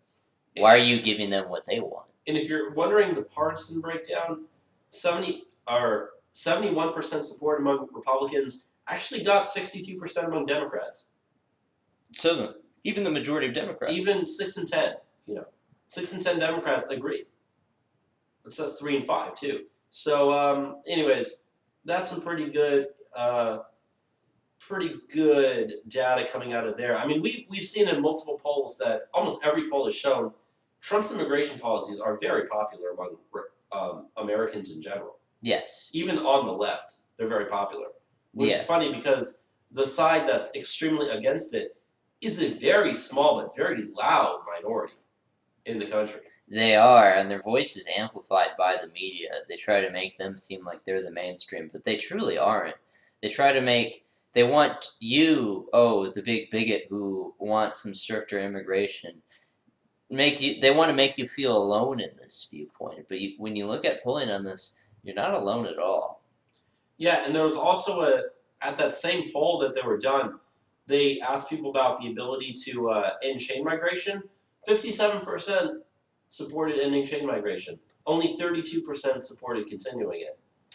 Yes. So, again, I've said this before many times on the show, Trump's presidential approval ratings are always in the high 30s to low 40s, to more mid 40s, right? Mid to high 40s right now since it's come back up. But that being said, his individual policies are very, very popular. We talked about this on the show. We talked about this even on the live stream, the test live stream we did yesterday, that if you look at the RAISE Act, it received very little support in general. But if you look at the individual policies that the RAISE Act did, all of them were polling above 60%. But once you say this is the RAISE Act that Donald Trump wants to do, all of a sudden everyone's like, no, I can't have that. It's the same with like what we saw for the tax bill. The tax bill had very bad polling numbers, but then you would get into individual proponents of it, and they'd have those videos where they go on college campuses and they tell certain parts of the tax plan to kids and say it's Bernie Sanders' plan, and they all loved it. And the second you tell them actually it's the plan that Trump signed, they all hate it. Which tends to be how things normally do go, anyways. So. Yeah, it's not based in reality. The thing you need to remember about politics is man likes to see himself as rational, but really he's not. So a lot of politics is going to be based in man's irrationality. And it's up to us to break through that and actually show people what's going on. So when you look at the phenomenon of Donald Trump, yeah, the stuff that he actually wants is extremely popular. And it's a winning strategy. And candidates shouldn't be afraid to connect themselves to Trump's name, even though it does have bad negatives, because if you can give them what they want policy-wise, you have the right stuff. So. Anyways, I think we should go to our last story here in immigration. Yeah, the last thing we want to get into was an update on the Kate Steinle situation, which we talked about, I believe, like 3 weeks ago now. It was the major thing in the news. Yeah, it was about 3 weeks to a month ago is when the guy that killed Kate Steinle, the illegal alien Jose Ines Garcia Zarate, he didn't get sentenced to jail for killing her. He did get he got like felony possession of a firearm, didn't he? But see now, the illegal alien and 7-time felon who was acquitted of murder and assault in the 2015 San Francisco fatal shooting of Kate Steinle was sentenced through 3 years in prison on Friday, and he will be on parole for 48 months and will remain in custody to face federal charges. So, keep in mind, this guy's been deported 5 times from this country. Yes, he's been deported 5 times. He was in San Francisco because it's a sanctuary city.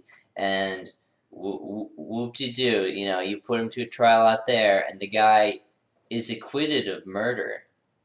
I mean, he's still going to jail, but he's not going away for nearly Not even as a long as he manslaughter should be. charge. No, not even a manslaughter He should have at the least gotten that.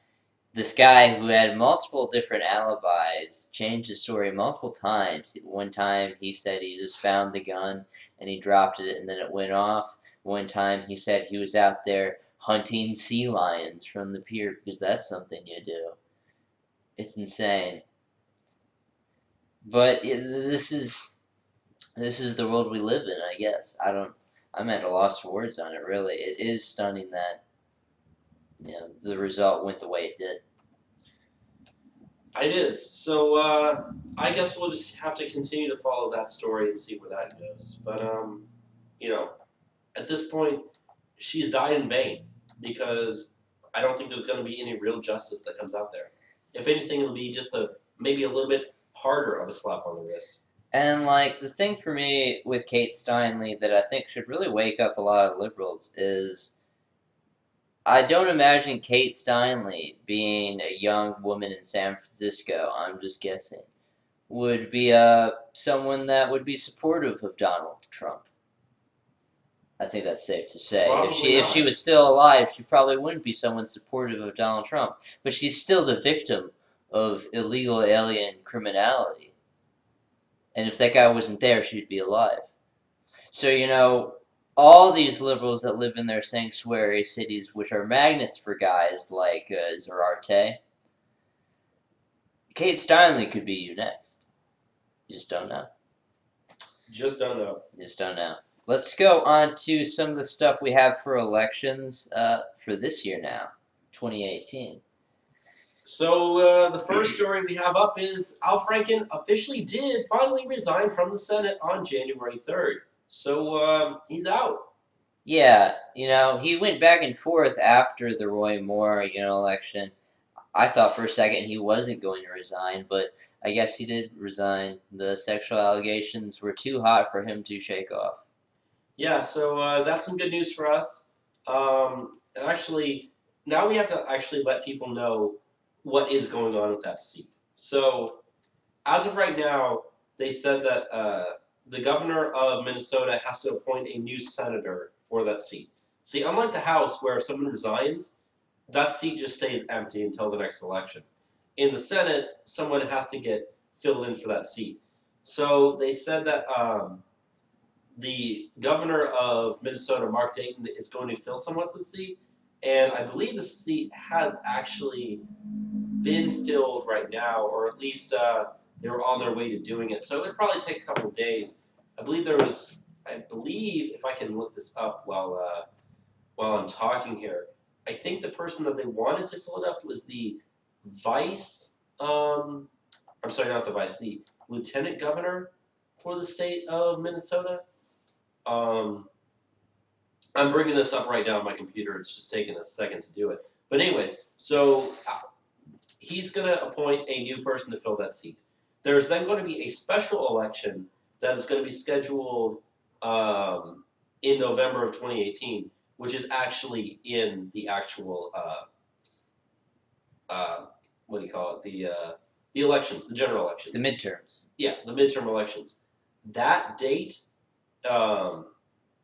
is going to be when they're going to have the primary for this. However, they said that if a Senate vacancy occurs less than 11 weeks before Minnesota's state primary, which is in August, then whoever the governor would appoint a vacancy remains until the next election, which is November 2019. The next full term for that seat begins in 2021, which is after the 2020 election. So essentially what they're saying is there's going to be a special election that's going to occur for this seat. There's going to be a state primary, which is the normal primary that they have. And I actually brought it up right now. So just give me a second to scroll down here for it. So M from Minnesota. Yeah, right here. So the person who's filling that seat is Tina Smith, who I believe is, yeah, she's the lieutenant governor of the state. So she is currently filling that seat. They're going to have a special election. It appears for that seat. The primary is going to be, according to this, actually I read that wrong. The primary is actually going to occur on the state's primary date in August. So it's going to be like it's going to be a special election, but it's still going to happen on the same days. Okay. So we'll be following that, and then the actual real election for that's going to be on the general election day. But it's only going to be for like a 2-year term, or actually more like a 1.5-year term, because the person will come in January of 2019, and then in November 2020, that seat's up for re-election, so that person would just serve for 2 years. Yes. So, a lot of talk just to get to one little point, but yeah, that's what's going on there. And did you want to mention Michelle Bachmann is looking to potentially run for that seat? Yeah, she mentioned that she's considering running as a Republican for that seat. I don't know. I really don't know. I don't know what support she'd have. I mean, I don't really like her very much. I just don't know. I really don't know. So, yeah, that's the thing to look. But other than that, we don't really know who's interested in running for that seat. Yeah, so as we said, we're going to be making our primary midterm videos starting only about a month from now is when the first one's going to go out for Texas. Yeah. So we'll continue to update that. But the next one that we have up for the elections is Senator Orrin Hatch, Republican from Utah, has announced that he is not going to seek re-election in 2018. He is not. Which means that that seat is up for grabs here in November, meaning the most likely person who's probably going to get elected is none other than Mitt Romney. Which I was thinking about. So, Mitt Romney was the governor of Massachusetts. Correct. Yes. How can he go from a governor of Massachusetts to a senator of Utah? All he had to do was change his location on Twitter. That's all he had to do. He changed it from Massachusetts to Utah. But he's gonna win. Yeah, It's gonna happen. it's going to be unfortunate, but it's going to happen. It's such like a carpetbagger mentality. And you think that people know that, but they don't care. I I mean, guess look at not. the 2016 election. Evan McMullen got like 20-something% of the vote in that state, enough to drag down Trump to, even though he won the state by double digits, he still got less than half the vote. Trump in Utah during the primaries, he came in third behind Cruz and Kasich. Yeah. So, he's definitely not popular out there. And, Mitt Romney, when he becomes the senator of Utah, he's not going to be very fond of Trump either. So it's going to be just like yet another Jeff Flake and John McCain type. Yeah, so I'm not excited for that. Orrin Hatch is actually halfway decent for, Trump, so I don't know. It is what it is, I guess. Guess that means we're going to have to be dealing with Mitt Romney for the next 6 years. Sadly. Let's go on to the seat in Ohio, the race down there. So Sherrod Brown is up for re-election here in 2018. He's the Republican senator from, or is he the Democrat senator? He's the Democrat senator from Ohio, and the front-running GOP, candidate for that seat, Josh Mandel, has just pulled out of the race because of his wife's illness. So it looks like now there's been some talk about this. John Kasich might be running for the Senate seat in Ohio against Sherrod Brown, which I'm not excited for this at all, but I don't know. He could probably actually win that seat. Sherrod Brown, the seat, Ohio has become a lot more red in recent history. Trump won it by 9 points. Yeah, 2, Kasich is extremely popular in that state. He won his state in the primaries. It's the only state he won. And 3, Sherrod Brown has a below 50% approval rating. I don't know what it was the last time I checked. Last time I checked, it was around like 45%. I don't know what it is right now. But generally, it's questionable if he can hold on to that seat. We'll say that. Yeah, maybe Kasich is going to the Senate. I guess the hungry governor is going to become the hungry senator. Which it's weird. Like we just lost Luther Strange. We have Doug Jones now, and the way that the Senate is looking, like it actually looks very good for us Republicans. But I'm not excited about a lot of these potential guys. But I guess it's better than nothing. I don't know. I mean, I would rather have John Kasich in there as a Republican than Sherrod Brown or any Democrat any day. I guess that'd be more useful, but like on immigration, Kasich is just...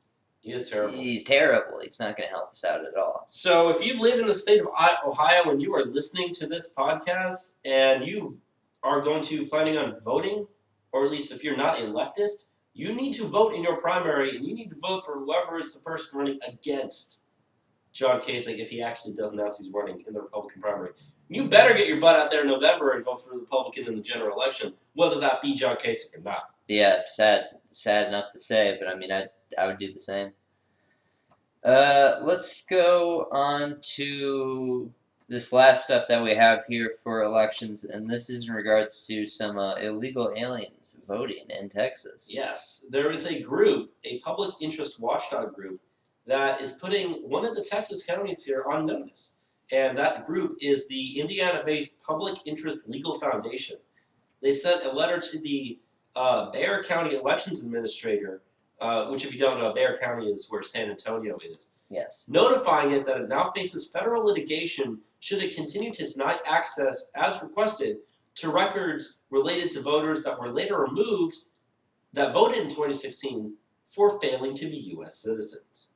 And they said that the office is denying the group's request to personally inspect or duplicate the records on the matter, and that letter was sent back in December 14th. So they originally filed their request in December 1st, and then it took to December 14th where they said no. So now the group has let the county know if you don't give up that information as to how many illegals voted, how many illegals were registered to vote in Bexar County for the 2016 election, they're going to get sued in federal court. Which hopefully that happens. Which, as we talked about the Voter Fraud Commission, they get sued in federal court. Who's the one on the government side? Like, the state's going to only go so far. That becomes a federal issue, though. And if it goes through the federal courts, the appeals courts there in this district is very Republican. If it goes to the Supreme Court, it's very Republican.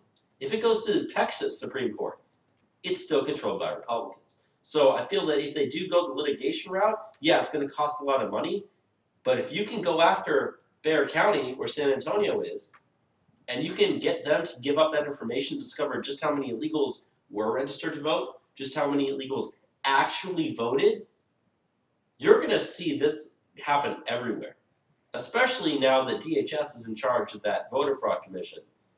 Which, like, San Antonio, if you don't know Texas, San Antonio's like, what, 2 hours from the border?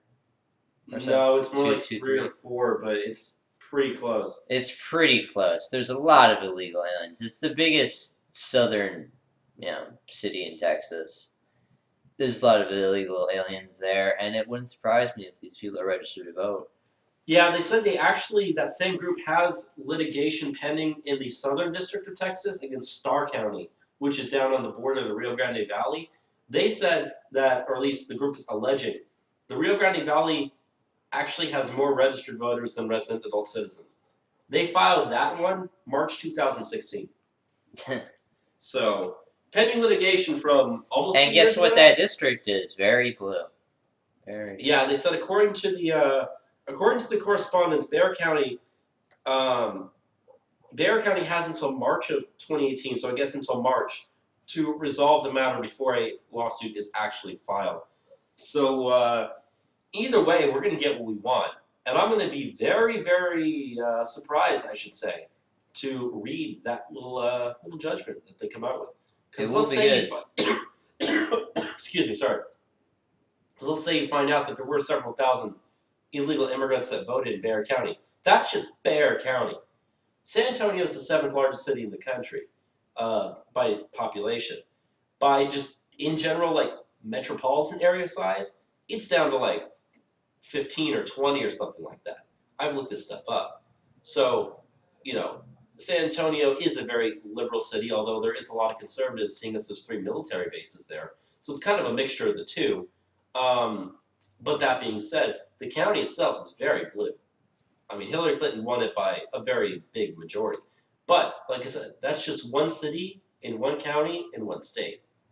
And there's stuff like this that happens all over the place. All over the place. So if you can determine that, 2 or 3% of the votes, maybe even 5 or 6%, who knows, were illegitimate. How many millions of votes does that translate to across the country? We've talked about this before, especially in California. Especially in New Hampshire, where we saw that stuff that they were talking about with the people that came and registered to vote on Election Day and then used their out-of-state driver's licenses and never actually moved to the state afterwards. Like, that's legitimate voter fraud that occurred. That gave the state to Hillary Clinton. There were enough votes that did that. One of the representatives that's one of the representatives for state New Hampshire, a Democrat, won by such a small margin. That one for sure was flipped because of that. So there should be one less Democrat in the House. Yes.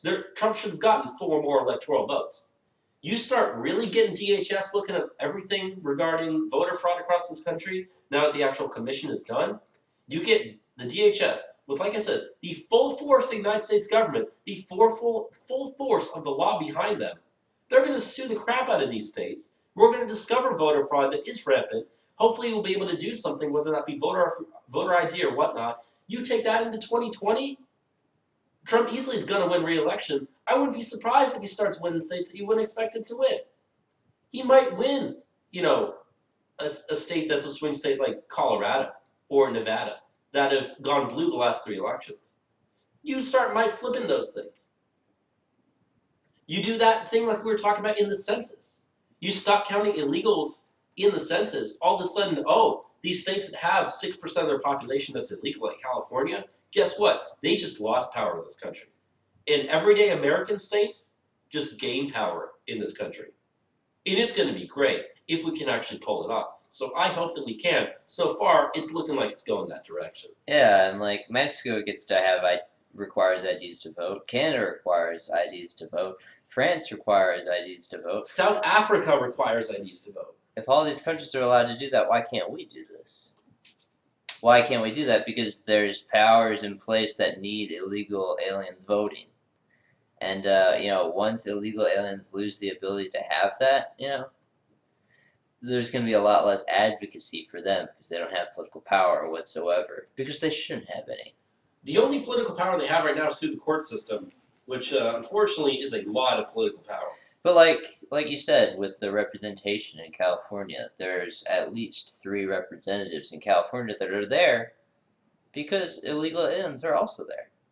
So it's a lot of power that they shouldn't have whatsoever. Yeah, because imagine if a state like, I'm just going to, select a state at random here so don't think I'm, picking anything specifically. Imagine a state like Kentucky. Okay, Kentucky, I believe, has, 8 electoral votes, I'm pretty sure? Something like that. It's like 8 or 10. I'm looking it up right now. Kentucky has, 270 to win, just to check it. Kentucky has 8 electoral votes, okay? Say, theoretically speaking, California loses 3. Well, you still have to have, 438 or 436 or whatever the exact number is. You still have to have that many representatives in Congress, okay? What you do is you take the entire population of the U.S. according to the census. Granted, this would now be the new census, which would use, I guess, citizens rather than just total people living there, which is, I think, the way it should go. You take that number divided by 435, that's how many people should be per district on average. You start taking all the smaller states that have less than that as a population, like Wyoming and Alaska. You automatically give them 1. I've done this myself, just screwing around on my computer with an Excel spreadsheet and population trends. You subtract those from California, you might see a state like Kentucky might go to 9. They might gain 1. Indiana might gain 1. South Dakota or something might gain 1. Maybe not South Dakota, but you understand what I'm saying. Or not lose 1. Yeah, and like we said, it's already looking like, as it is, Rhode Island is going to drop to 3. So that one's got to go somewhere. It's probably going to go to Texas. Like I said, Texas is expected to be 40 or 41. We're at 38 right now. So we'll see where things go. And you know what? If that meant Texas drops down to 36 because of illegals that are no longer being counted, and a state like Tennessee or Kentucky or heck, maybe even Wisconsin gains 1 because of that, I'm perfectly fine with that. I really am. Yeah. Because what I want is no illegals voting in my elections or subverting my republic. Yeah. It's what we should expect. It's something that we should take as a given, but it's stuff that we can in this country, the way that's been run for decades now, sadly. Let's go on to some of the bottom of the stack stuff that we have for the national news before we go into some current college craziness. Just a little bit of stuff. So. Yeah. So the first story that we have here, when it came out, I thought this was going to be a major breaking news story. Instead, you had all the Steve Bannon stuff that came out, and it just completely covered this thing up. No one's talking about this. They don't want to talk about it either. No, they're not. But we now have information that Susie Tompkins Buell, who is the founder of Spirit Clothing, is also a major Clinton donor for many years. She gave money to lawyer Lisa Bloom. She gave $500,000 to her in order to try to convince a woman to come forward and accuse Trump of sexual misconduct before Election Day last year. Yes. They also found out that David Brock, who is a Clinton operative, also donated $200,000 to a nonprofit group that he formed in order to give money to women in order to come forward and accuse people of sexual assault or misconduct or whatever. So some of those expenses might actually be legitimate, whether those be for legal fees or, now you're going to be a public figure, so, good luck trying to find a job or keeping your job, stuff like that. But at the same time, the image that it sends of, I'm going to give someone $500,000 in order to accuse someone of sexual assault. Who knows whether they're telling the truth? That easily looks like you're paying people off to lie. And now we have evidence that people actually were doing it. So, either way. But we're supposed to take them seriously, Bobby. They're women. They don't lie about these things. Yeah, women would never lie, A even if they woman- get paid $500,000 to do it. A woman would never lie about these things, even if there's $500,000 to gain from them. They just don't do these things. Yeah, they said that. So we're told. Yeah, they said Lisa Bloom reportedly arranged for a donor to pay off one of the Trump accusers' mortgage, attempted to score $750,000 for her. But that actually didn't end up going through. So. But this is how these people behave. You know, they see this as a war, and they will win the war by whatever means. They don't have to play, fair. This is the people that we're dealing with, and you have to be very aware of that. This is how the enemies on the left behave. There's a lot of them. Let's go into some of the other stuff that's come up this week as far as emails are concerned.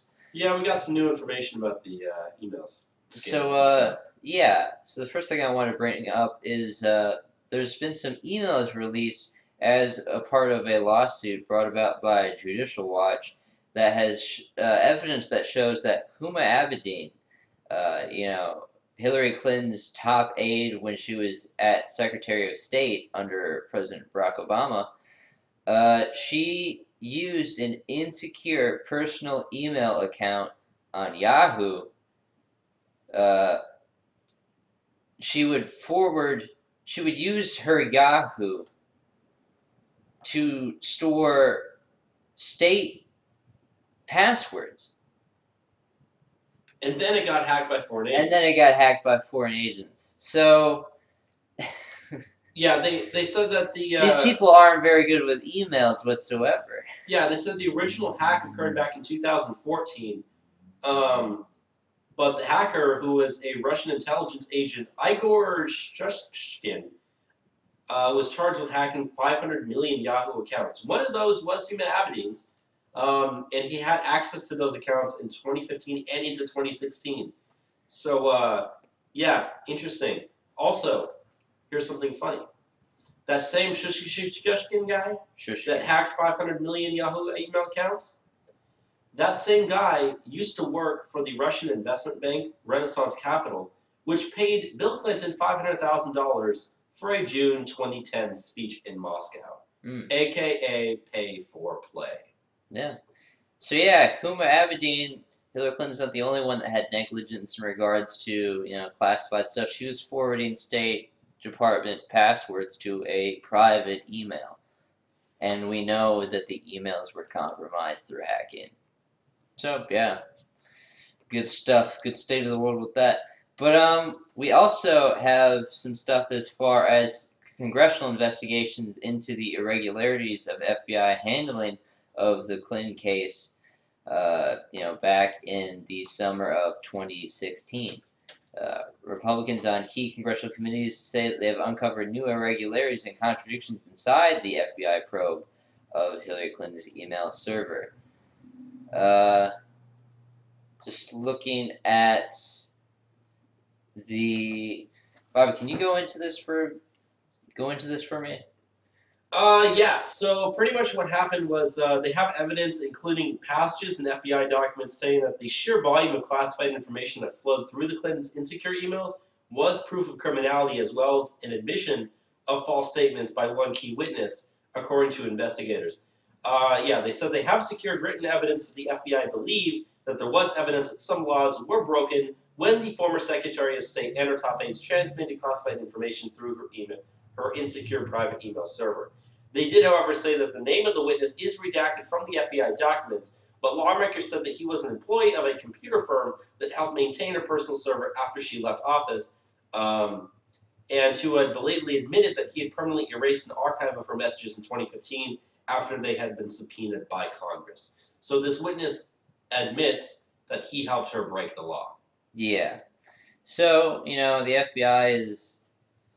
under investigation now for what they're doing and how they're handling. You have to keep in mind this was back when Comey was in charge of things. A lot of bad stuff was going on. Yeah, nothing good for sure. And this is just how they ran the joint back when President Obama was in charge. It's amazing, but they're finally starting to go after this stuff, which is good. So Yeah. what can you do? It's funny, the show. It's so much just investigations, and there's so many different issues. You think with all these investigations, someone would actually find something? Yeah. It's not that hard to find corruption in government. It really isn't. No. And we get so many investigations into the misdeeds of the left, but it's not something that the media plays up whatsoever. I feel like with some of the revelations that we see, there should be uprisals in the streets almost, but I don't know, for some odd reason they can avoid all these things. Really does make you wonder, doesn't it? But it's Trump, the one that's colluding with the Russians, apparently.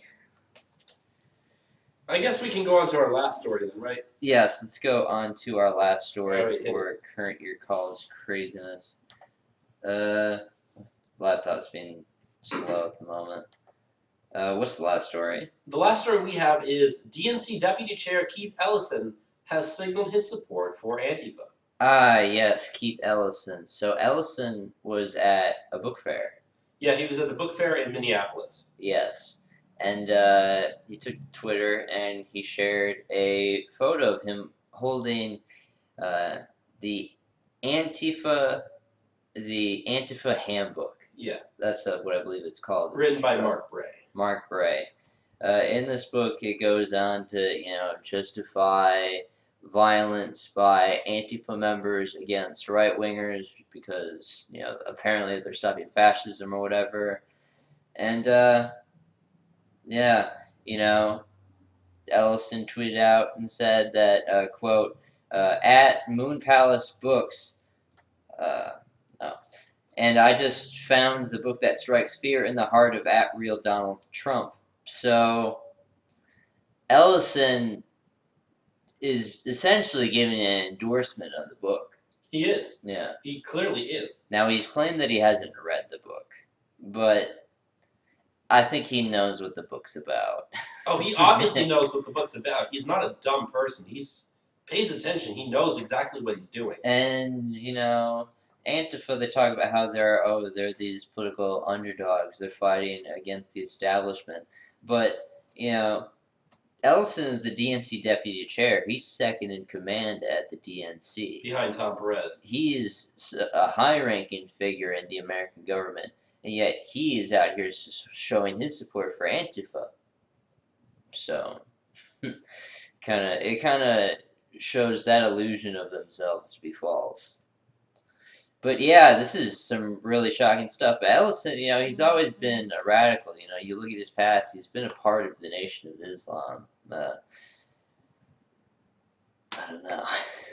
This is what makes up the central structure of the DNC, I guess, at this point. And it's going to be interesting going forward. I mean, we've already seen people like Nancy Pelosi, who's actually, kind of publicly condemned Antifa. So I mentioned this in the live stream that we did yesterday, the test live stream, that, there is a split on the right in the Republican Party. There is also a split in the Democrat Party right now. For people who are more the Bernie Sanders type of socialists, the Keith Ellison types that are on the far left, versus the people who are more of the establishment Democrats, like your Clintons, your Debbie Wasserman Schultz, your Joe Bidens, your Tom Perez types. Those are the types, the Nancy Pelosi types, that are signaling and condemning Antifa publicly. Whereas the people on the far left who actually agree with what Antifa stands for are the ones who are actually out there and signaling support by them, by, labeling them as freedom fighters or whatever they're trying to label them as, by taking a selfie with a book that is their handbook and saying, hey, look at this, I'm going to strike fear in the heart of Donald Trump. No. There's a split on the left, there's a split on the right, and that's going to hurt them in the primaries too, because you're going to have candidates that are going to run up against establishment Democrat candidates, and they might have enough support in their districts to win.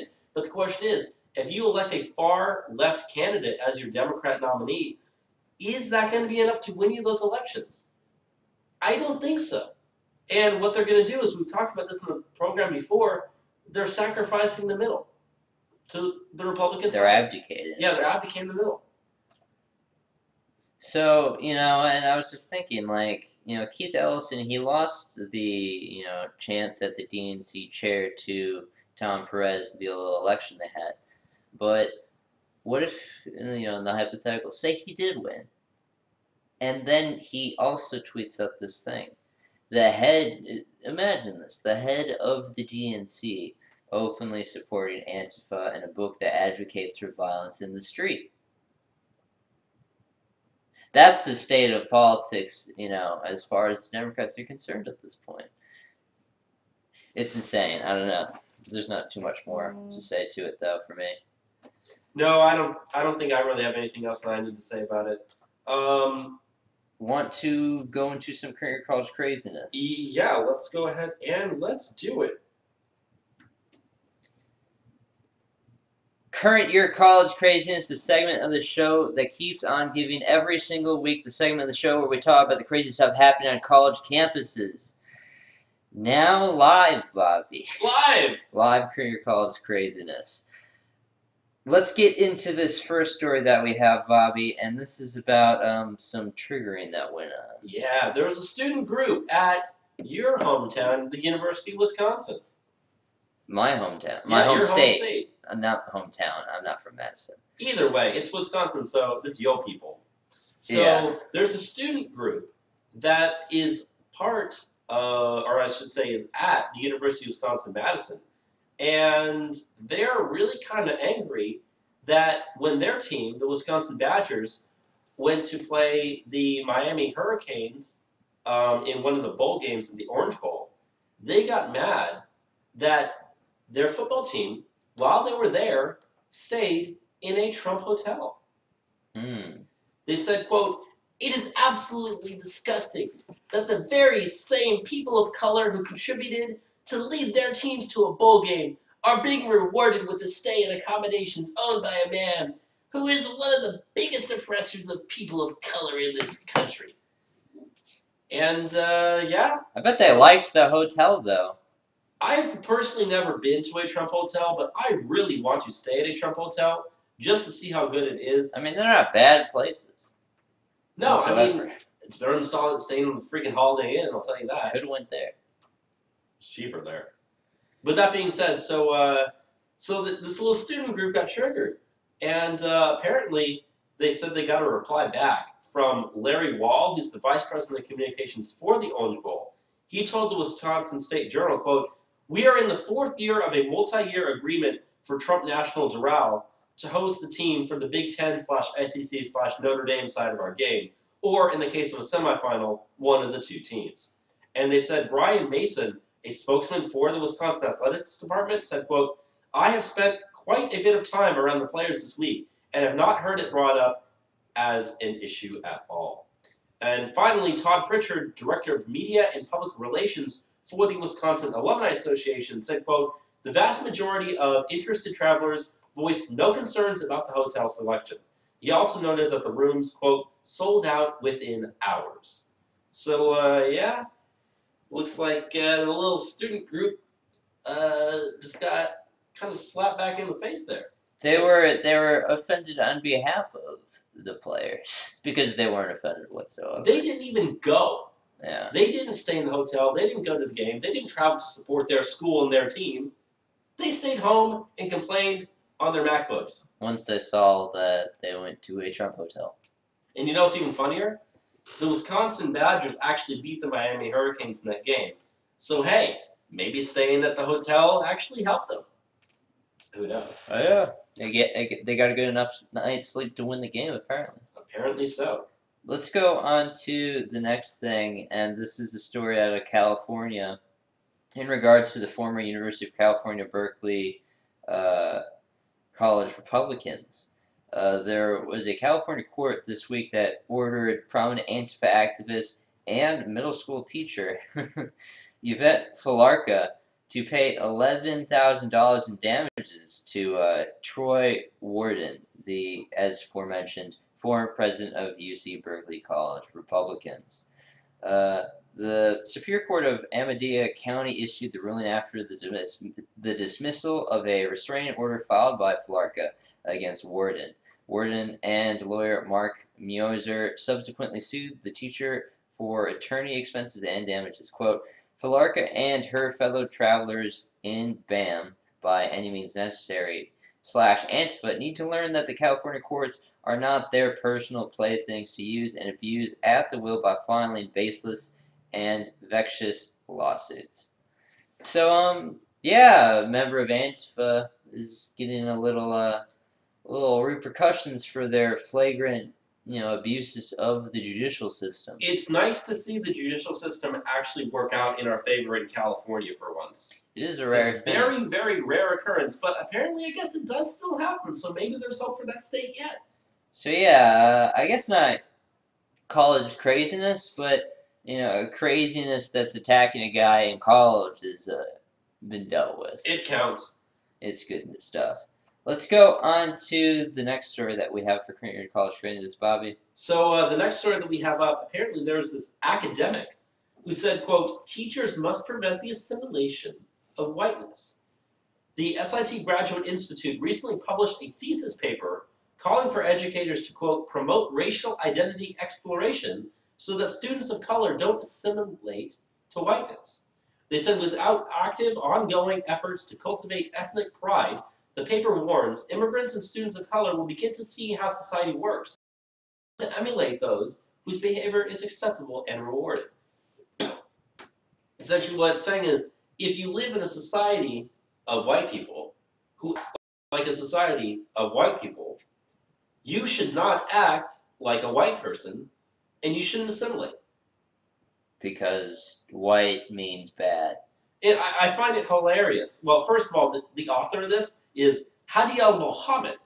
So, yeah, take that how you want it to say. It says, I quote, this is from what she wrote in the book. Historically, our education system has been used as an oppressive tool for people of color.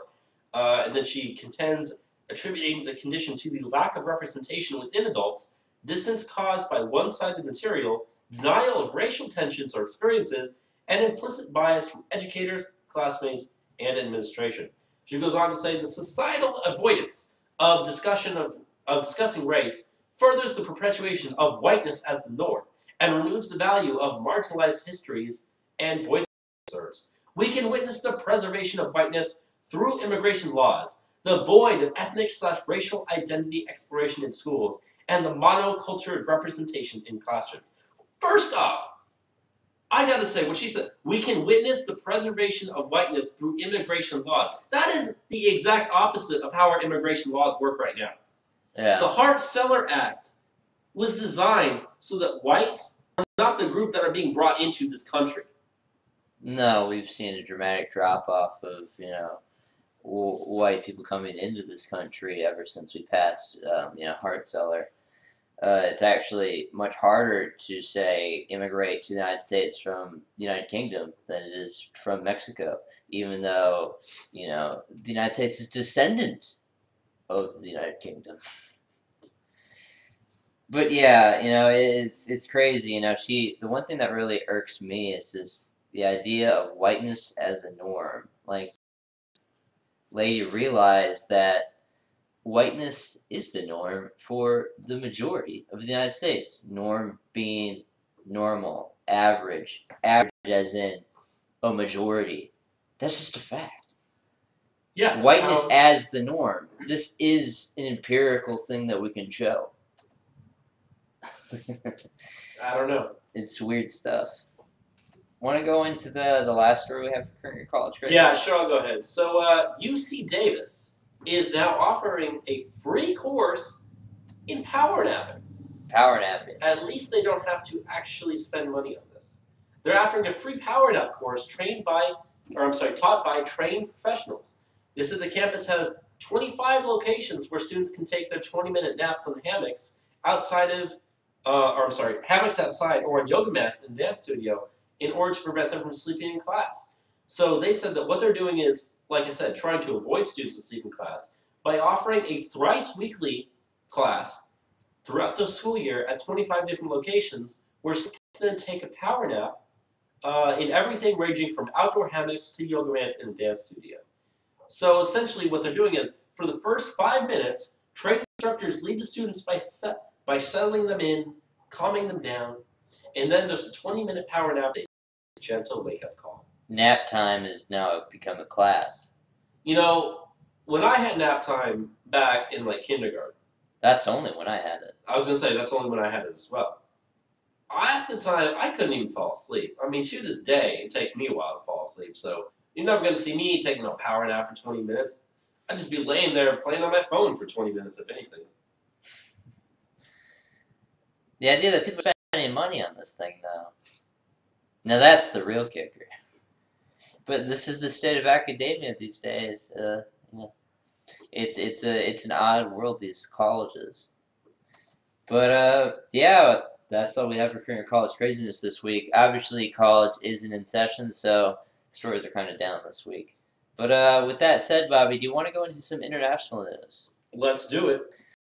So we're going to start this off with just kind of talking about what's been going on with Iran. Now, what we can kind of say in the conclusive kind of sense is not as much as we thought has happened in Iran as we thought would be happening as we would have thought earlier in the week. Precisely. I think that's the best way that we can state it.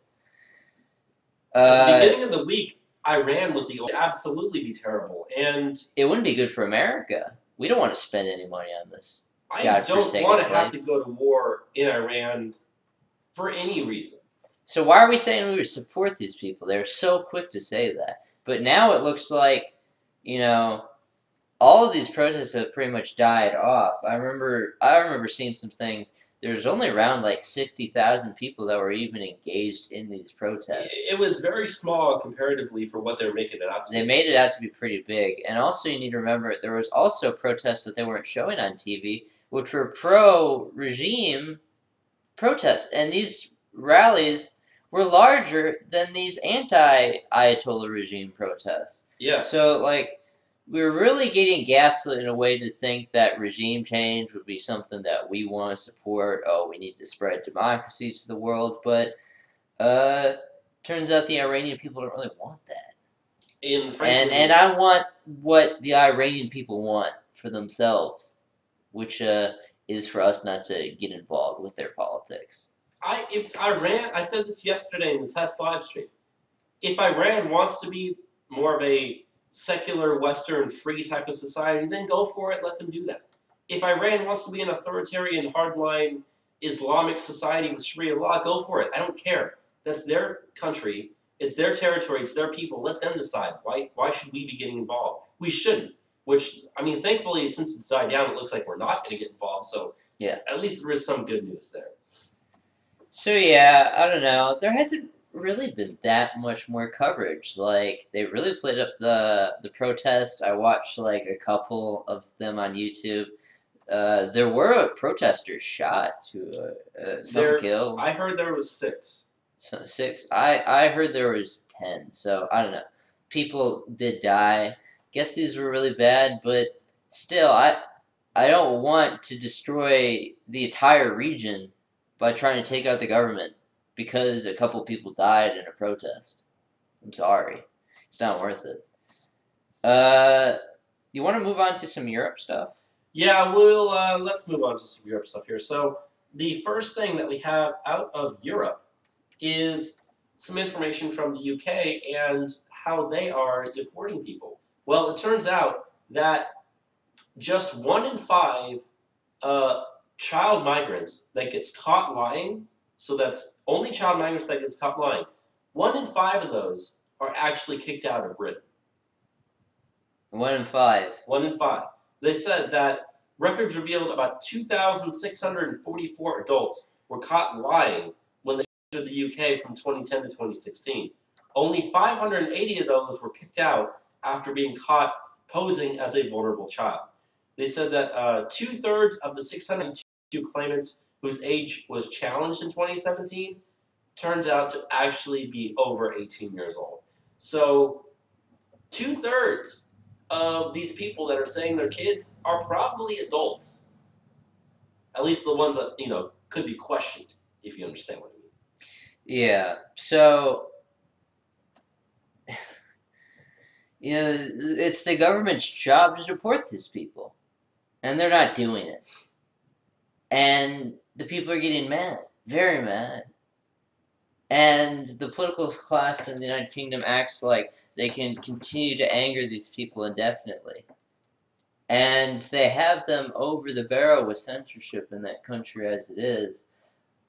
It gets to the point where the political establishment, political class there, just wants to put the fear in its own citizens to endlessly take these people, or else throw you in jail. Yeah.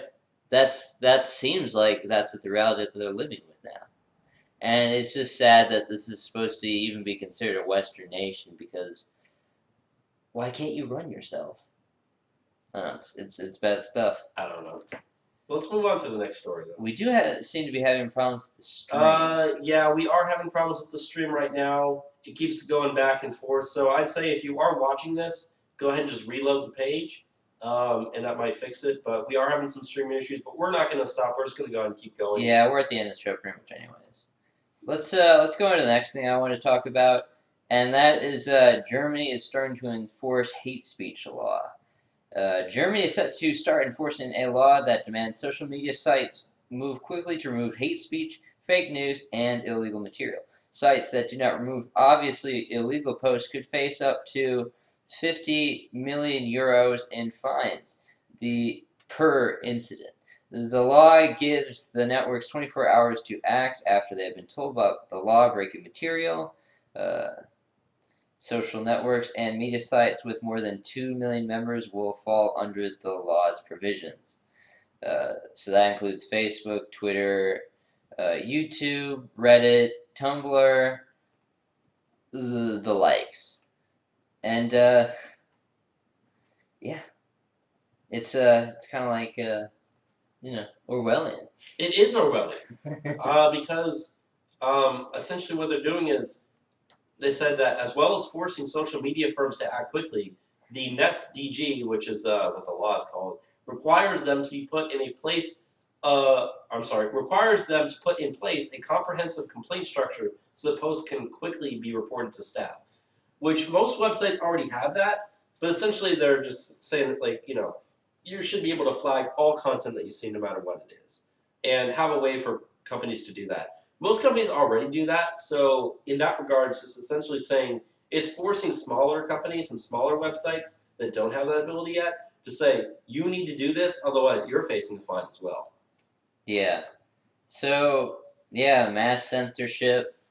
It's just going to be the norm out there. A lot of people are going to be going to jail for hate speech, and even the companies that host these platforms are going to see a lot of fines coming their way, so they're going to be even quicker to censor anything that even mildly pushes against these laws. So, yeah, free speech, it doesn't exist in Germany.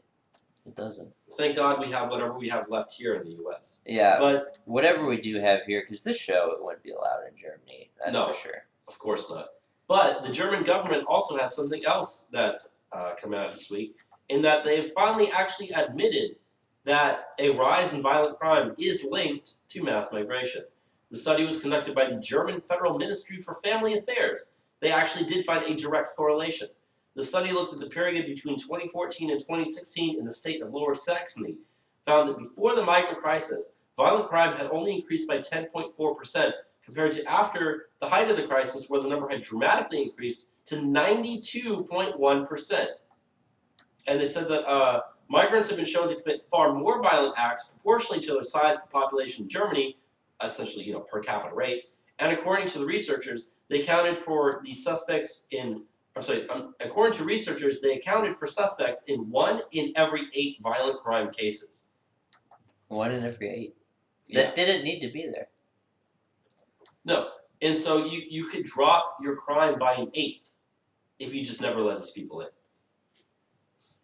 It's bad stuff.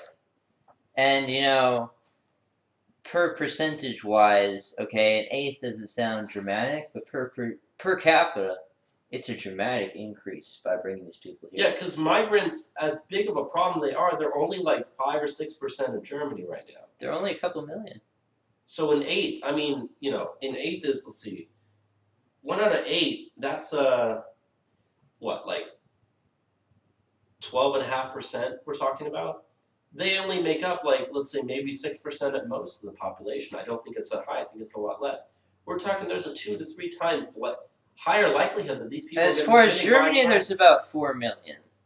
4 million. Yeah, so 4 million, they got about 80 million people, so that's what, maybe like, whatever that works out to be, equals 4 out of 80. Let's see what that population actually is. So, I accidentally typed in 14.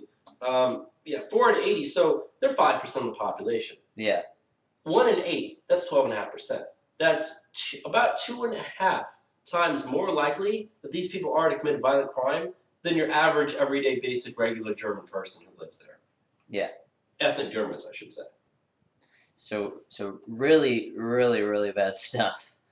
While we're talking about immigrant crime, though, we can go on to the next thing that I have here out of Rome. Go ahead. In Rome, Italy's capital, there was a Somali man. He was 38 years old in age, and he managed to get past security for Sant'Eugeno Hospital. He decked himself out in the green uniforms that they wear at the hospital, and he snuck into the delivery room there, and he went ahead and he started fondling one of the women while she was in labor while masturbating. The woman started crying for help, and that alerted the officials, or people working in the hospital, and they incapacitated the man once they saw him, and they arranged for him to be taken by the police. But a Somali refugee goes to a 38-year-old Somali refugee. A 38-year-old Somali refugee, definitely need to help this guy, goes to the hospital and sexually assaults a woman in labor. And he didn't need to be there. This didn't need to happen. He shouldn't be there. But now that woman, every day of her life, is going to remember when she looks at her child, oh, by the way, when I was giving birth to you, this guy was trying to rape me. Yeah. This guy was touching me, fondling my breasts, or doing whatever he was doing while masturbating. And if people didn't arrive, it likely would have. It would have gone on and continued. Because, she's laying there probably, about to give birth. What's she going to be able to do? It's terrible. So, yeah, crazy, crazy stuff out of Europe there. And we got one last story that's also crazy out of Europe. Again, very, very sad. Quick little thing here. Enzo. Yes. I know you know the answer, so we're just going to play a little game here. What do you think is the third most popular baby name in Austria in 2017? Knowing the way that demographics in Europe are changing, I would liken to guess Muhammad. You are absolutely correct. Just behind, in first place, Alexander, in second place, Maximilian. In Belgium, I know the most common newborn child name is Muhammad. I believe in London as well it is. So yeah, Austria's, it's not up at their level as those nations yet, but it's getting there. They said that for girls' names, Sophia, Sarah, and Anna were the 3 most popular. However, in part of the study that they did, they took all the different spellings of Muhammad, whether it's an O or a U or 2 M's or 1 M, all the different spellings, they grouped them together, which made it the 3rd most popular. So, yeah. Not good for the future of Austria there. And Austria is one of the countries that's actually been kind of at least doing a little bit to try to fix the immigration problem. A good amount. I mean, they've been putting troops on the borders trying to stop these refugees coming in. It's gotten so bad in Austria. But, they're already there. It's just a matter of time till they, take power en masse. It's crazy stuff, but that's the reality that Europe is at the moment for a lot of places. Imagine if there was another battle in Vienna. Yeah. We'll see. Yeah, they fought to keep the Muslims out before. And now they're not fighting. I don't know. Let's go on to some Asia stuff. We'll start off with the taunting between President Trump and Kim Jong-un. Oh, finally we get to this. I thought we were done with interesting Trump tweets for the week. So, no. First thing you got to do is You just got to say the tweet that Trump did. That's the only thing you could say before you talk about us. So Trump tweeted this on January 3rd. He said, quote, North Korean leader Kim Jong-un just stated that the nuclear button is on his desk at all times. Will someone from his depleted and food-starved regime please inform him that I too have a nuclear button, but it is much bigger and more powerful than his, and my button works. So, see, this is peak Trump trolling. Liberals are freaking the hell out. They freaked out. They thought we were about to start a nuclear war. Which, I mean, yeah, I can see how someone can interpret that. But literally, they had CNN and other mainstream media actually had an entire segment reaffirming the public, no, Trump does not actually have a nuclear button on his desk.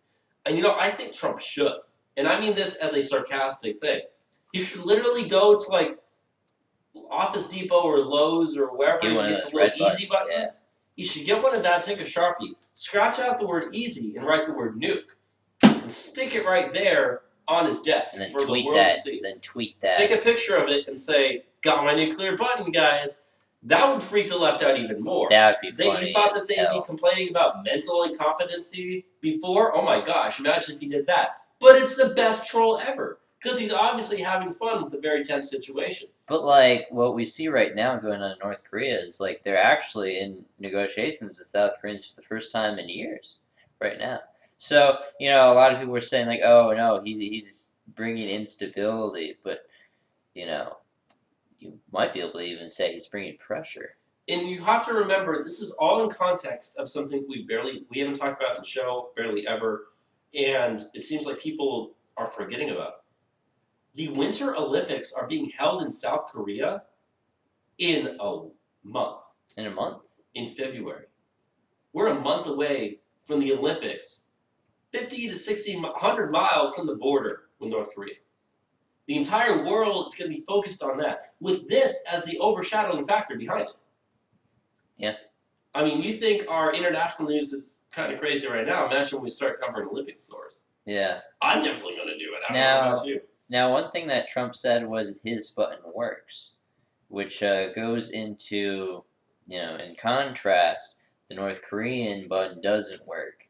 And, you know, information has been released this week by the diplomat on Wednesday that back earlier in the year, back last year, North Korea fired a missile, an intermediate range ballistic missile, and it accidentally hit one of their own cities, the city of Tokchon, which has a population of more than 200,000 people.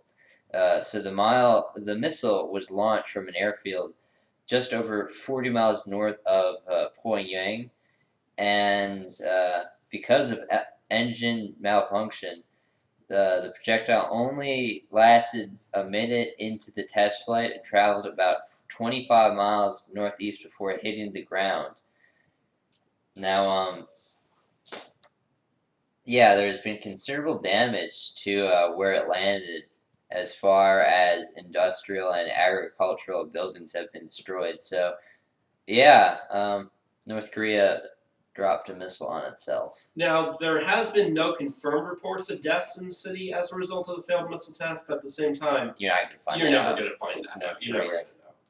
So I think we can assume that someone died. Probably. If they had that much damage that they had from that thing, there's no way no one died. Or was at least seriously injured. So, yeah, this happened last spring, but we're just finding out about it right now. Like I said, I think North Korea is starting to realize that, yeah, they can actually back up anything that they're saying. You know, their missiles bomb themselves. Yeah, they just want to negotiate for a little peace right now. It's good stuff. Especially with how volatile they've been the entire breadth of Trump's campaign. Ever since the first episode of Trump Like Radio, we've been talking about North Korea. So, yeah, good stuff there. Want to go to the last thing we have for this week? Yeah, go right ahead. So, you know, you want to end the show on a funny story. Here's a good one. Penis whitening is now a trend in Thailand. Oh, really?